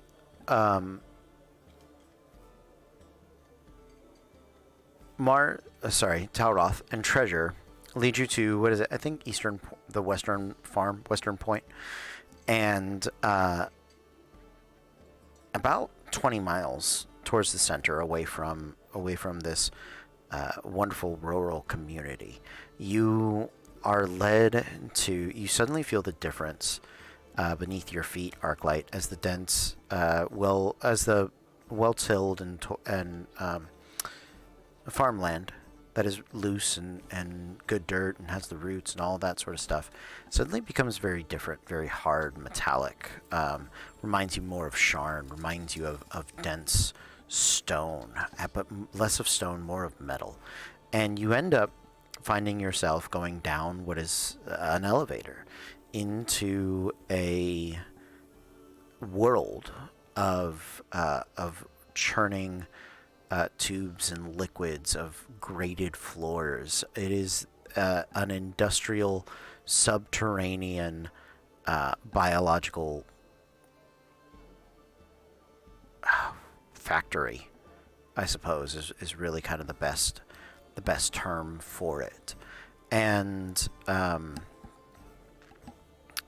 wow, to sum up this adventure, your exhausted face. I'm so sorry. I feel so bad at this point. The archivist came through here, and there were some extraplanar creatures that were attacking farmers and destroying farms. They thought it had been this snake oil salesman, Dr. Jules. And what they discovered is that underneath this farmland is a precursor site, a lab of arcane development from an age long forgotten, the age of the twin gods. Before this prime material had a lot of its current societies, when it was young, it was under attack from the outer realm. And the chief, I guess, antagonist of those great old ones is the twin brothers, Quill and Rin. And so they built a lot of ancient eldritch machines that can do tremendous, amazing things. They featured a little bit in the first campaign. Basically, they protected this world from the outer gods. And at some point, they left. And they left stewards for these realms, devas, that would reincarnate. And at some point, these supplicants, these devotees to these twin gods, realized they're not coming back. And so they kind of went a little mad. Our heroes were able to reinstall Dr. J as the steward of this site, as he had left and gone on a walkabout, right? And the biomancers that had been in there were, angry and felt abandoned and all of that sort of stuff. And so they removed the people, the biomancers that had been running it, and reinstalled the much more reasonable and responsible Jules. And so that is the place. That is part of the history of this world. Hopefully that helps in some way. Oh yeah. I always feel weird explaining my lore to other GMs because I feel like, well, while most of them are awesome, I've never really had a GM be like, I have no idea what you're talking about. This is insane. Like most Just like, of that's dumb. What? yeah, exactly. But I always in my mind have that fear of that possibility. It's like I'm gonna try to explain this, and it's like when you're trying to explain a TV series, and you're like, yeah, and then the kids live forever and they fight pirates. It's like, what? What is happening? What is going on? And you're like, no, it makes perfect sense. He lives on It's this. cool, and then one of them steals more kids. Yeah, exactly. And then, but he has to go home and live with his parents, and they put him back, or live with his aunt and uncle, and they keep sticking him under the staircase. And they're like, why? Why does he? What? I don't. You're talking madness right now. You know, like I worry. Exactly. Like it's one of those things where when you say it, it just don't make sense. But Oh, trust me, I know. It's no worries. You ain't got. You don't have to worry about me looking at you like you have like two heads. Like what? I appreciate that. Thank you.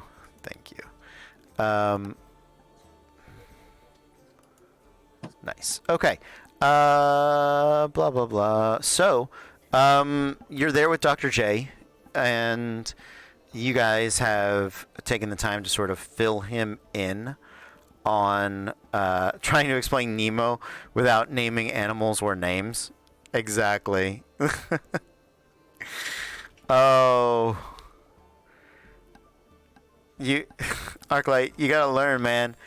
We're gonna start putting a like channel point redemption for you to have real dinner on the shows. It's gonna happen because our people are tremendously caring. Oh no.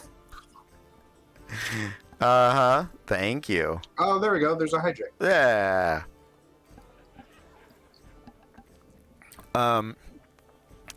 Yeah. So I'm looking over the races here. Is there something here that would be good or useful coming from the dock?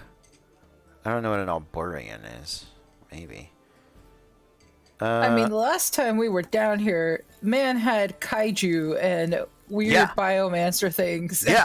Yeah, and he does, and that's what you're bargaining for. So I'm trying to find kaiju biomancer in the list of unit builder because this is going to require something, right? Kaiju biomancer is, unfortunately, I don't see that on the list. Minotaur Ratfolk Shifter, maybe? I don't know. Shifter? Yeah, Yak Folk. Motley or mixed ancestry. Yeah, Yuanti. Go ahead. There is something on the ancestry list. Okay. That we did specifically deal with this guy. Okay, what is it? Bullets. Is it on there? It's right under bugbears, right above centaurs. It would be in the resource book. Oh, in the resource book. Okay, I was just looking at the calculator here. Okay. Nope, never mind. No. You're fine. If it's there, we'll make it. Well, I'll figure out how to put it in here. Yeah. If you want bullets, we can find you some bullets. I will take the blue plate special according to this man, like whatever he's got that is not currently in a tube. Oh yeah, look. So the ancestry of the warfare ancestries table does have way more options, which is a shame. I do wish. Well, I guess we could figure out how to input them because it looks like that determines the size and a first or second trait. So if we can just input that, we can put it down as Motley and then make the things work from there. Yeah, I was personally looking at virtue for the clerics of Gaul because they're like holy yeah. things, but it's not on the list. Well, like I said, we can if we can't find it in the calculator, we can build it and make it work. Because I remember, because there was two main things that we fought in there. Yeah. Well, there was the bullets, which were, Yeah. those were fun. But there was also a bunch of helmed horrors. There were helmed horrors. There were Duragar, and there were and it was Kuthrix. There was a lot of Kuthrix as well. Yeah. Kruthix, like these clockwork snakes or clockwork serpents or something like that. Yes. Yep. And then there was I think two, because you only had two the last time we were there. You just called them kaiju, but there were some sort of aberration you'd created. Yeah, I think those were just literally. I pulled the Simic hybrids from Ravnica, because those are kaiju. That's what that is. I don't really. There's no other good word for it. Yeah, I mean, especially if there's a bunch of Duragar, I could see them being like a dwarven cavalry riding bullets. Sure. Yeah. Let's see. I'm looking over this list to see what stats it does provide. Hellhound, Inexorable, Myconid. No, I don't think that's gonna be good. Green Dragon, Harpy, Knoll, bunch of giants. Frog of War. Have to. I can't say that I would be irresponsible to say it in any other way. Dretch? No, that's not good.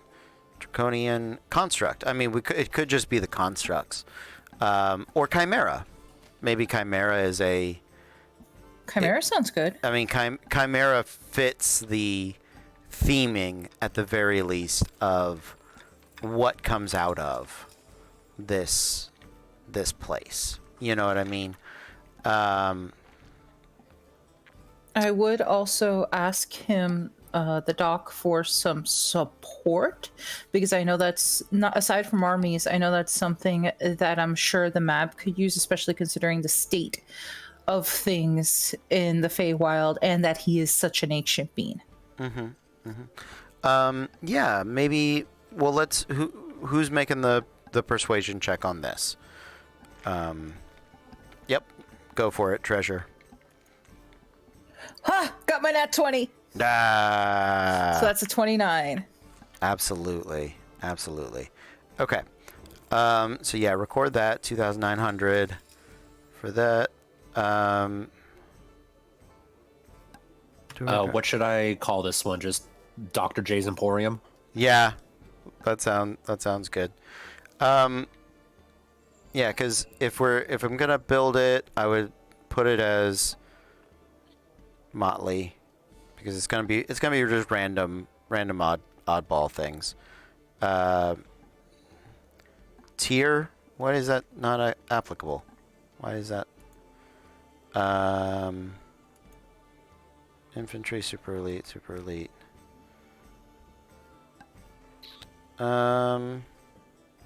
Hounds of the Huntsman. Oh. Okay. I don't... Why? Look at all of these things.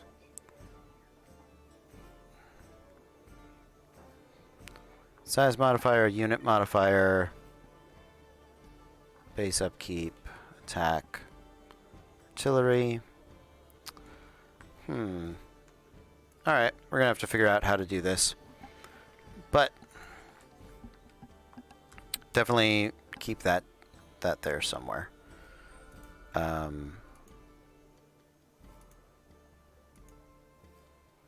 Yeah. Okay.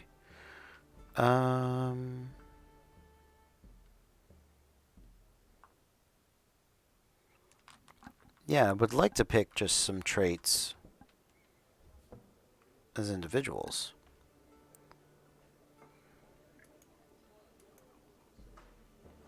But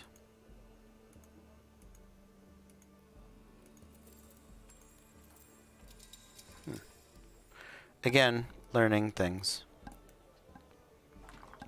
Add more types as needed. Blank banner.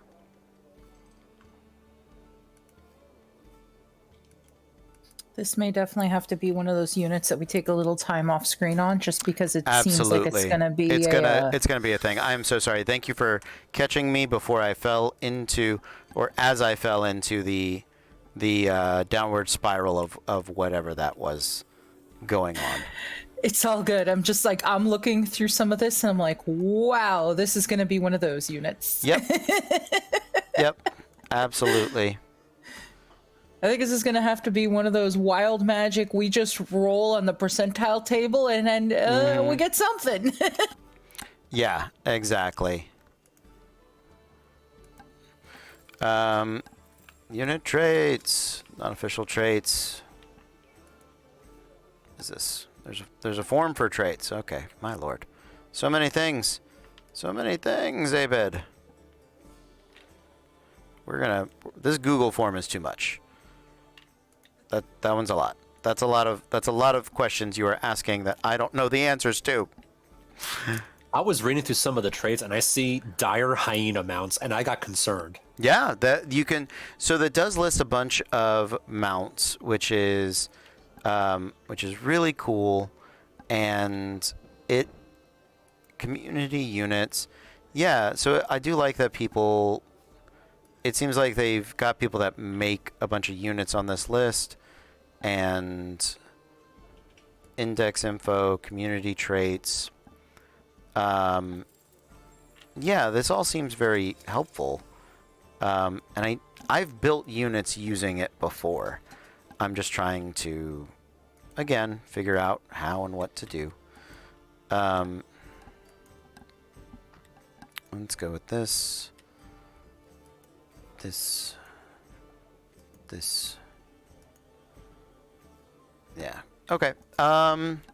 What's next? Where else do we want to go along the tour? I know we got to check back in with the Black King at some point. Right. Yeah. He is a good person to check in on. I'm guessing you're not going to go ask Velxer for help? Listen, the fact that I won once is already miraculous. I'm only tempting fate so much tonight. Yeah, but last we heard from Screebers, Velxer was not too happy with this. That is true. I don't know, could your friend Affle the Awful be of any help? Is he willing to hop planes to help us out with it? Because he is part of the game. Affle's strongest abilities rely on being in the game. So, while he may be willing to do it, he would not be as helpful. If it was a warfare in the playing field, yeah, he would be a great person to reach up to. But we'll put a pin in that.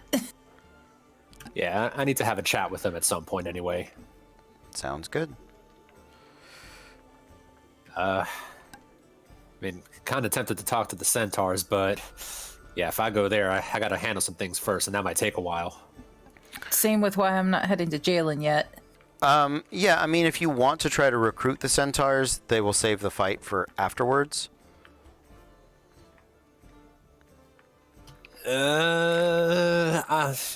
No. Okay. I know how much of a dumbass Talroth is. Yep. Nope. Not doing it. Sounds good. On board. Arclight, you got any other connections we can probably hit up? Excuse me. I can attempt to speak with the Thieves Guild that we spoke about earlier, right, Cody? The Royal Eyes of Ondare? Yeah. the spy masters of Ondair. Yeah, you can reach out to them. definitely try that. Absolutely. I mean, spies getting behind enemy lines are usually useful. Mm-hmm. Yeah. They are, and the Ondarian, the Royal Eyes of Ondair are spies that employ magic, because Ondair is the arcane capital of Eberron. So yeah, absolutely. Let's see if we can round up some magic nerds. Okay. Speaking of magic users, Telroth, how do you feel about stepping back in Caradian? I know. I would avoid it if we could. I mean, it might not be a bad idea, and it's a hop, skip, and a jump away from the Black King, so... There's also a very nice professor whose life we saved there. Oh, that's right. Exactly. Yeah, I mean, once we check... Yeah, it's like, once we check in with these guys at Arclight Knows, yeah, we could just make that trip over, but... Yeah, I think we're kind of exhausting all the options at that point. That's what I got. Yeah. Sounds good.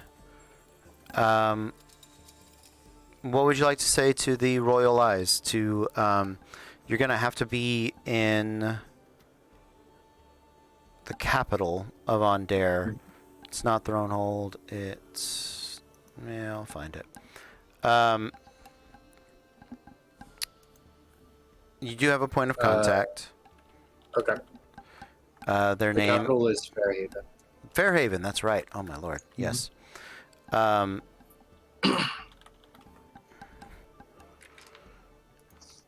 What would you like to... Who is your contact? Who do you want them to be? You know what? I think it would be really cool because they're spies.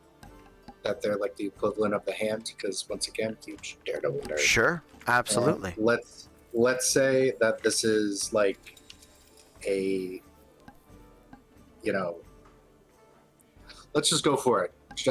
This is going to be Electra, essentially. Okay. Absolutely. That's a magic user spy killer lady. Okay. Sure. 100%. 100%. Let me see if I can get a little, like, maybe I can pull a name generator real quick. I know Ondair is mostly, like, the equivalent is, like, France, right? It is very French. Yeah. A lot of pastoral lands. It does... It's not... a lot of pastoral lands, it has a strong fiefdom system, a lot of knights, a lot of mounted cavalry, and then a lot of magical support. Those are sort of... That's how they survived the last war, and that's how they... But they did suffer probably more loss of land than probably anyone else, because the Eldine Reaches used to be part of Ondair. They left, along with... And Thrain took one of the major cities, and that continues to be an issue between those two countries. And so there is that Ondair, calling them French would not be the worst. Yeah. So That's just where I see, like, when I was doing research, it's like Ondair shares some similarities with France. it does. Yeah, absolutely. Yeah, that is an accurate assessment. Absolutely. So I'd like to meet with this contact. Probably it's a slightly strained relationship, and name that I have is Elodie. Elodie? Elodie, yeah. Okay, perfect. I like it. And yeah, I just like to first thank her. Like, I wouldn't reach out if it wasn't something incredibly important. There's going to be a fight in the Beastlands, and I need help. In the Beastlands? Oh, about to call you Matthew. Oh, Ariel. Oh, Ariel. What have you and Burkhart gotten yourselves into this time? There's going to be an overabundance of undead and death that is spilling from the Beastlands that we're trying to sever before it starts taking over other planes. You're one of the smartest people I know, so I figure if something big was coming, you know how to stop it. I should call you mad. I should absolutely say you're insane. But reports out of Arcanix have been unsettling. Some of my favorite agents there have brought news of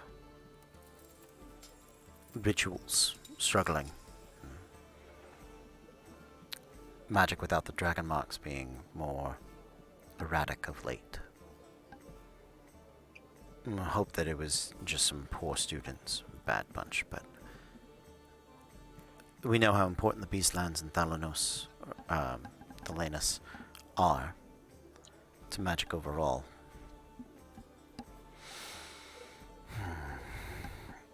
So be honest with me, what exactly do you need?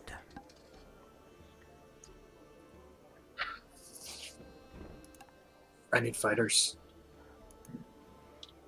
I need, we're fighting up against, and I'll gesture to Talroth and Treasure.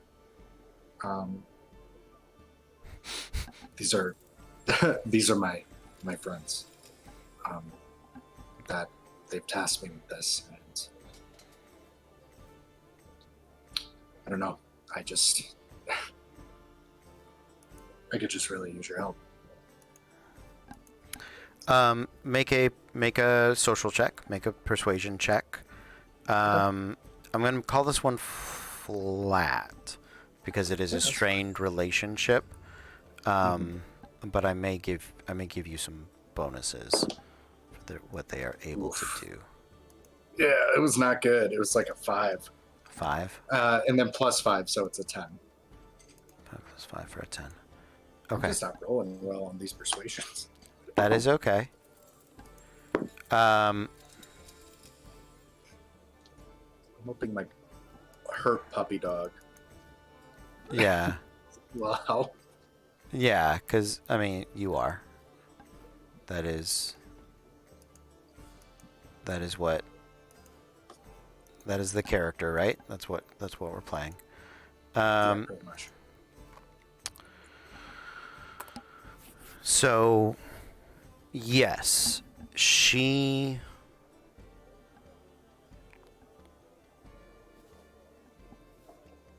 I don't have men. Don't have a ton of soldiers. But...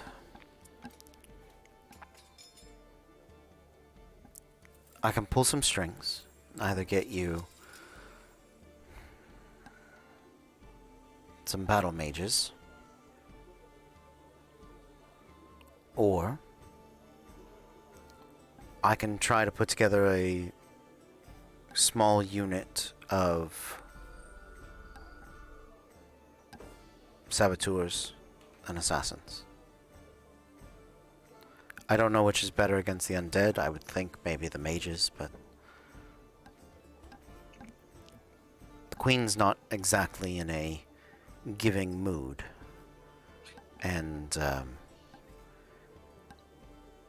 given the strained nature with Thrain, pulling forces, visible forces, away from the borders is definitely not going to be something I can swing. Just one moment, let me confirm. And I'll heel toe and I'm gonna go, okay,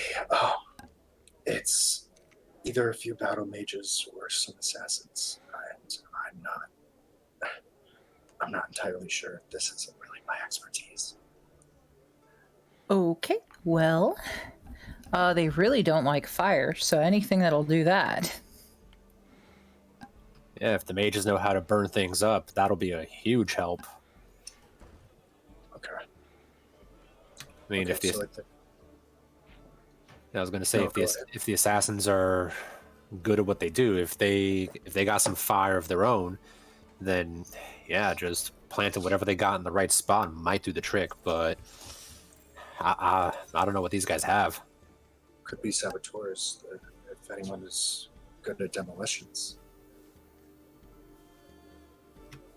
I know a lot of these mummies like their runes and magic circles and all that stuff, so maybe some disruption could help. It's not a bad thought. Not at all, especially considering there has been, with the ziggurats, traps, things like that. Who's to say it's just in the ziggurats? They could have set a bunch of other stuff up now, so even getting some of that down would be super useful. And we do have the Holy Men of Gold, so that could help with the Holy Fire and all of that. Maybe we think of this more like disruptive, like you guys are saying. Yeah, if they don't mind going back behind enemy lines unseen, take a few things out, cause a distraction, hell, break some magic stuff while they're back there. Yeah, that'll give it a good chance for everyone else to just rush up and do what they do. That could work. Yeah. What do you think, Treasure?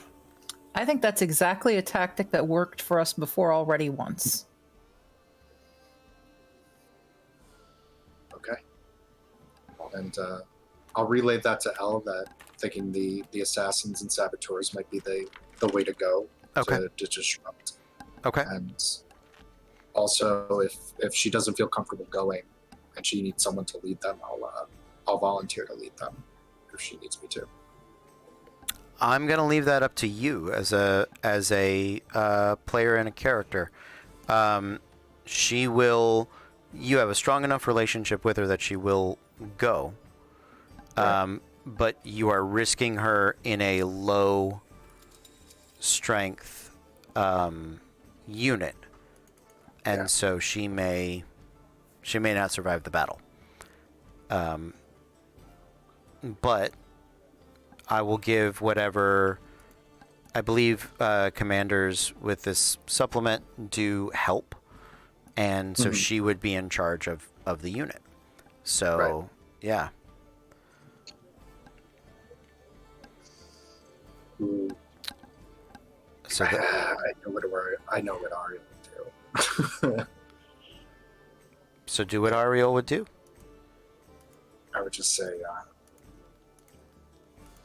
Ellie, I don't want you to get hurt. So I've trained with your men before. Let's lead them behind enemy lines. Oh, Ariel, you're so caring. Yeah, well, don't get too used to it. Oh, I won't. And just so we're clear, I'm going specifically because you asked me not to. Fantastic. You tell me that conversation would not go that No, of course it would. that way. 110%. Yeah. It's literally you were like, Dad, don't go, and of course she's gonna be like, I'm going. Yeah, all right. Yeah, I I'm wasn't going before. I had business, but you said not to, so I have to now. I'm gonna lean over to Treasure. It's like, was that his ex? You see, that's a fine line of ex, currently dating, future dating. We're not getting into that messy part.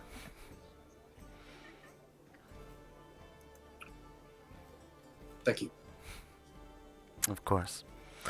So there's that. God damn it, Cody.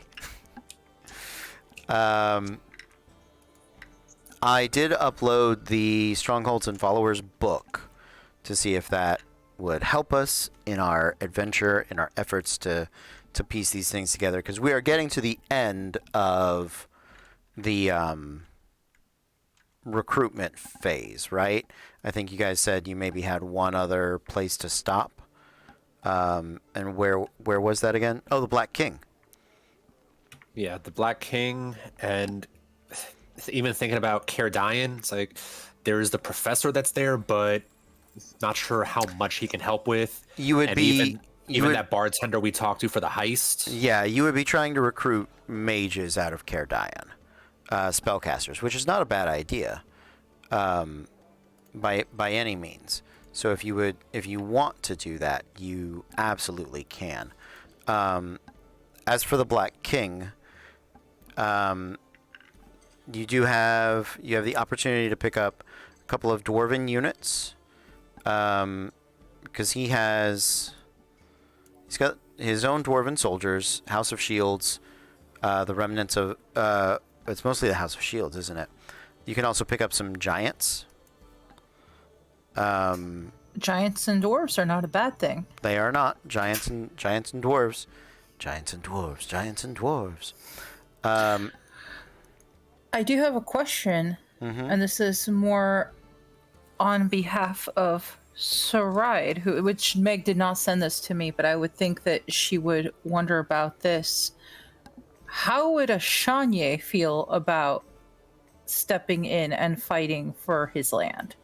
I know he's currently got, his people that he's trying to take care of, all things considered. Yep. If you want to pull the refugees, we can build a unit out of the refugees. Because it's one of those things that Treasure would also sit there and think about. It is cruel because they only just escaped, but at the same time, some of them may really want to fight. This is their home. Yeah. Absolutely. So, we'll build a refugee unit. I'm not going to make you roll for that. They're not going to be terribly strong, but I am going to build them. They'll be like levies. So, I agree. I'll give them a high morale though, because they're fighting for their home. That people that are fighting for their home fight harder. That's just precisely. That's why Treasure would sit there and think about it. This is your home. Yeah. And especially because Ashanye did technically leave on not necessarily the best terms. Right. Absolutely. Yes, I'd say let's skip Cardian, so that way we can focus on the Black King, the refugees, and just build that up, because that's going to be a lot of stuff right there. Yeah, absolutely. Absolutely. Let me see something. So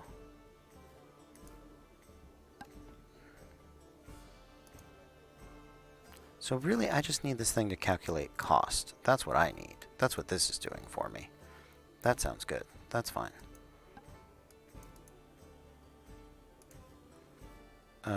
Okay.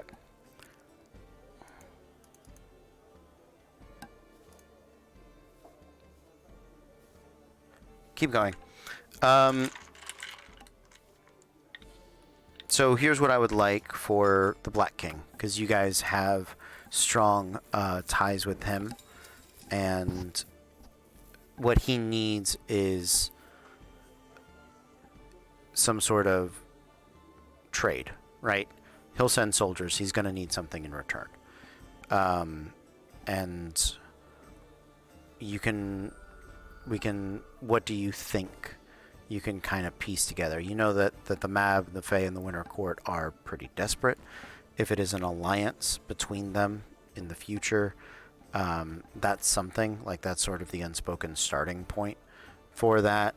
If you want to say it is also conditional for getting the next piece of Gyron staff from the Republic, that's an option. What else? I'm trying to help you guys think in terms. Yeah, those are going to be two things. Those are the two things that I was thinking of. The stuff with Gyron staff, and that will definitely help between the Black King and the Republic. Mm-hmm.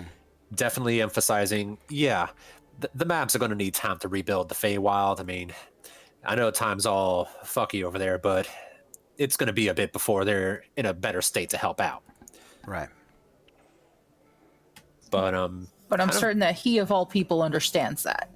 Yes. Yeah, he does. Right, of course. I mean, we understand the necessities of rebuilding, as it were. However, as the dragons you have reported continue to squabble amongst themselves. you know, it's kind of funny you mentioned the dragons. Eh? Because I'm thinking back to that last escapade we had over in Cairdian with that library, which that'd still be a fun little expedition to head out to. Don't get me wrong. Right? Still got the jar with the bitch in it? The married? Eh? Yeah. Eh? She still hadn't let go of that orb, has she? Of the dragon orb? I've put it someplace safe. Oh, so you already got that taken care of. I told Perfect. I told you I would. I am a ruler of means and some no small abilities. It is a costly action, but it was one that I had insisted that I would accomplish for you. I meant no disrespect at all. It's just, it's been a weird. Talor, Wait, how long? my friend. How long will we gone? A week? 2 weeks? A month? I am not allowed to say because at this point it is tie me and or weigh me. That is unfortunately. So, Yeah, probably so- better for my sanity that way. Right. I figure at the end that it'd be the best part for to determine exactly how long it had been. Right. But that being said, there's something else we've been hanging on to because we weren't too sure what to do with it. Something else we also got out of that library. And I'm going to pull out that blue dragon fang that we got. Oh, yeah, Blue Dragon Fang. Okay. The teeth of Dalvenar. Yeah, absolutely. Now look, this ain't meant to be no disrespect. It's not that we didn't trust you. It's just that we didn't know if we were gonna have to use this ourselves in case some shit went down when we were up in Draconopolis. It's like this was more of a we needed something to protect ourselves in case something big, bad, and scaly showed up. We needed something big, bad, and scaly ourselves. But considering everything that's going on, and I'll slide the tooth a bit across the table. Would this be a bit of a start to help get things rolling?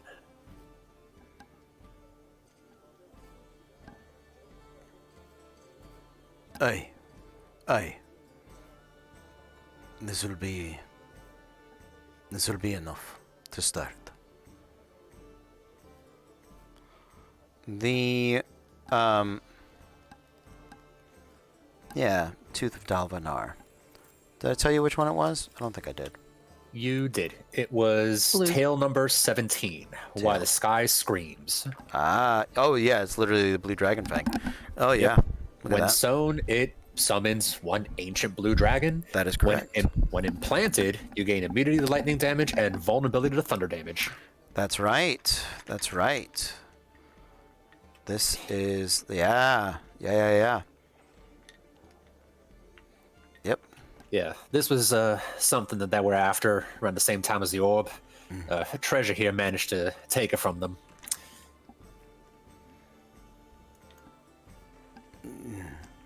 Your resourcefulness continues to impress me. I don't mind saying. I can make use of this. So, We also still have that brass red dragon scale mail that belonged to that damn, I keep forgetting that prince's name. Like Prince of Fang and something. Fing and Fang and Foom.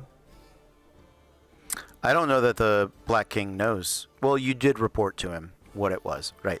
Yeah, it's just Talroth. Of course. No, I know Talroth's name. I know. Yeah, I that I know. I'm trying to remember if the king would know, because without you guys having previously reported it to him, he would not have. But I think he does. The Prince of Fang and Claw. Although I don't. that thing. Yes. Was that who the scale mail was from? That was Ilvery Duros. No, it was the scale mail was for Ilvridros, Right. but he worked for Prince of Fang and Claw. Right. Yes. It's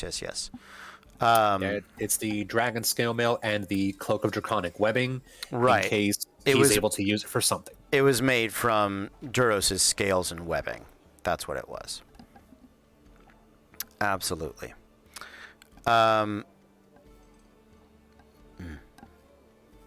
right. Useful, for sure. So, with those as down payment, let's see. So that's an artifact, and It's one artifact, one very rare, and one rare item. okay. Well, let's go get a selling price for those out of Xanathar's. And this downtime activity, selling magic item.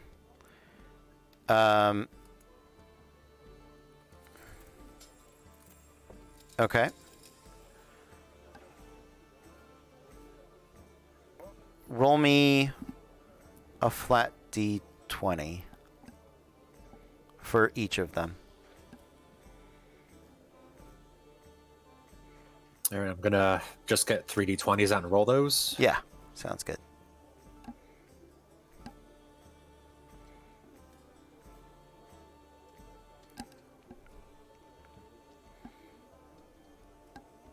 Well, damn.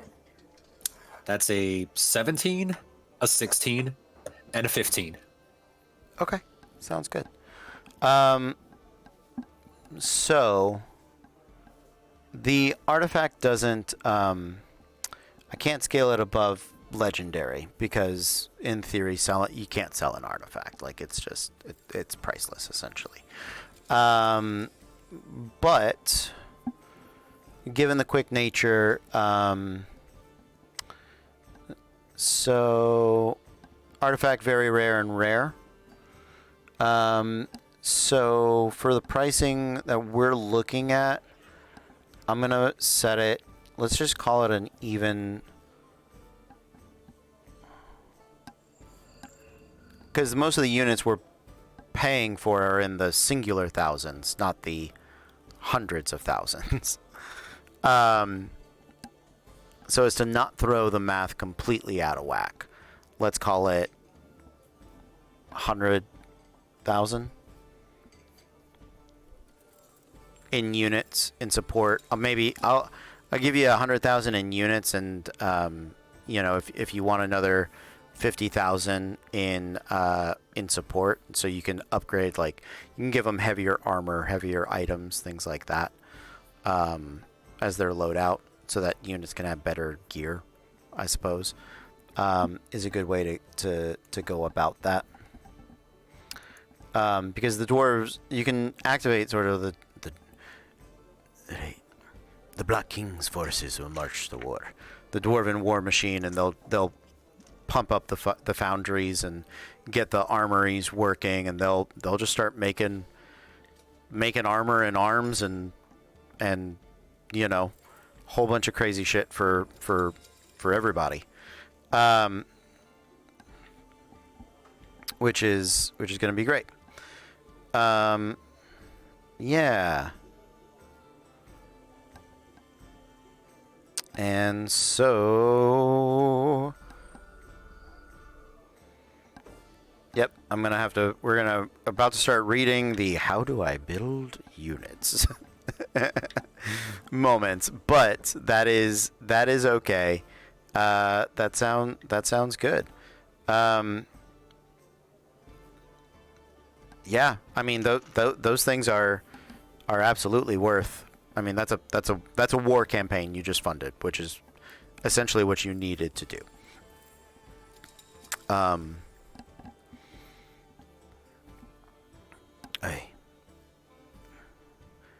you look at the Black King, and you remember the young face of the previous Lord of the House of Shields. The thick black beard is perfectly tended and coiffed, the braids adorned with adamantine runic loops. And he strokes it before calling to his advisors. And the declaration of intent, the rally, the boldness fills the hall of the House of Shields with a thunderous sort of rolling cheer as dwarves and giants and refugees alike all begin to feel a swell of both pride and purpose. The bellowing of the horns echoes throughout the great halls and down into the tunnels through the mines. It's mirrored with the bashing of hammers and anvils. It is a chorus of a war to come. It is the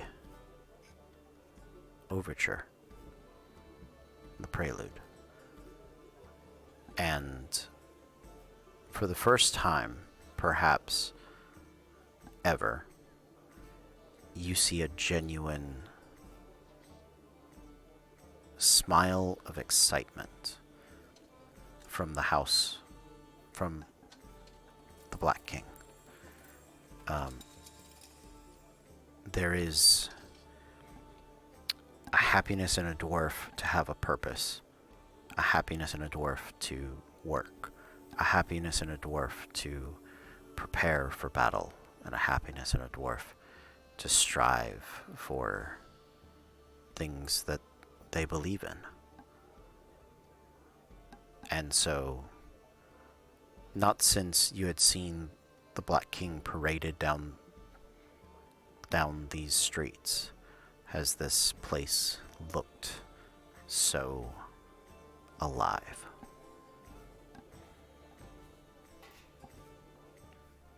Well done. All right. Now let's figure out how to make units. Now let's figure out how that was a wonderful night of developing things. Let's figure out how to make that all happen.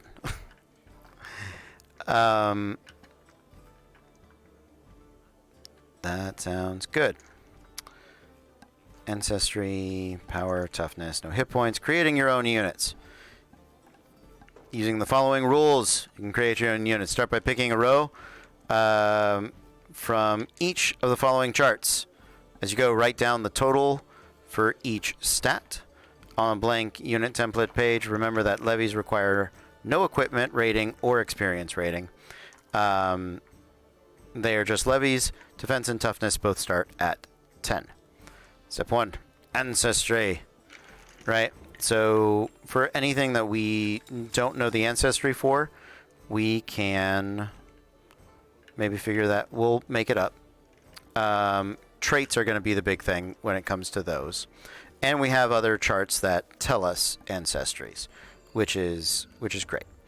So we may just want some blank unit numbers, and we'll do it. Fuck it. We're doing it by hand, right? We're doing it old school. And the traits have a cost. That's great. So the traits from the other books should also have a cost. That's easy enough to see. Sounds good. Green, regular, seasoned, veteran, elite, and then equipment increases power and defense. Experience increases attack. That is all good. And then you multiply that by the type of unit. Right? Okay. Calculating costs. Now that you filled out the card, all of its stats. Oh, we lost Punk. That's alright. I wouldn't want to do math with us either. Add up the bonuses to attack, power, defense, toughness. Double the total bonus for morale. Then multiply this total by the cost modifier. then multiply the cost modifier by the size, multiply the result by 10. So that's it. That's how we do it. There it is. We figured out the cost modifier. That is good to know. So here is the question. Can I just put... No, I cannot.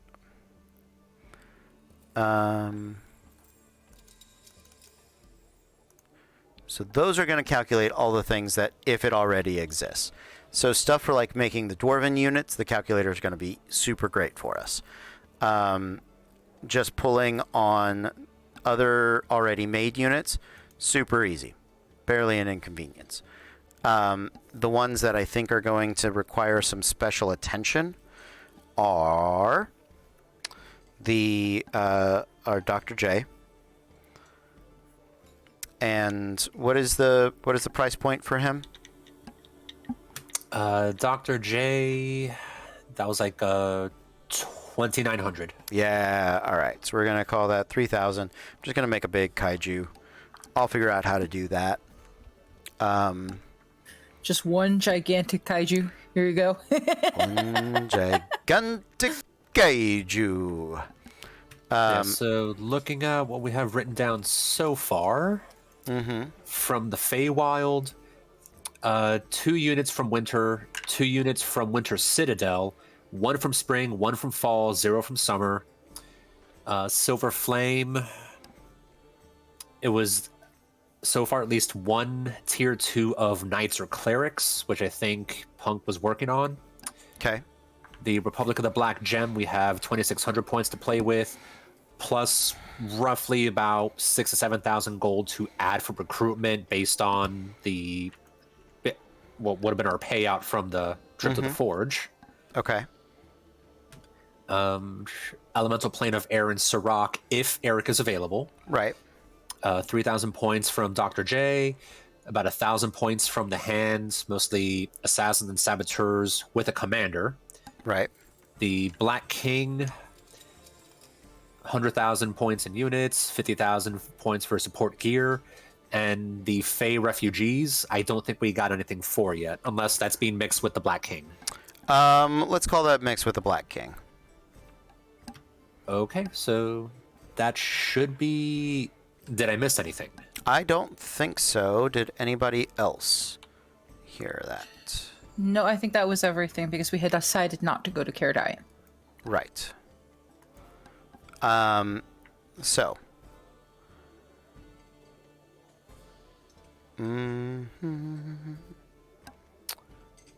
I think at this point, do we want to continue to do this on stream, or do we want to call it a night for the stream and then take some time and us dig into this book and see how to figure it out?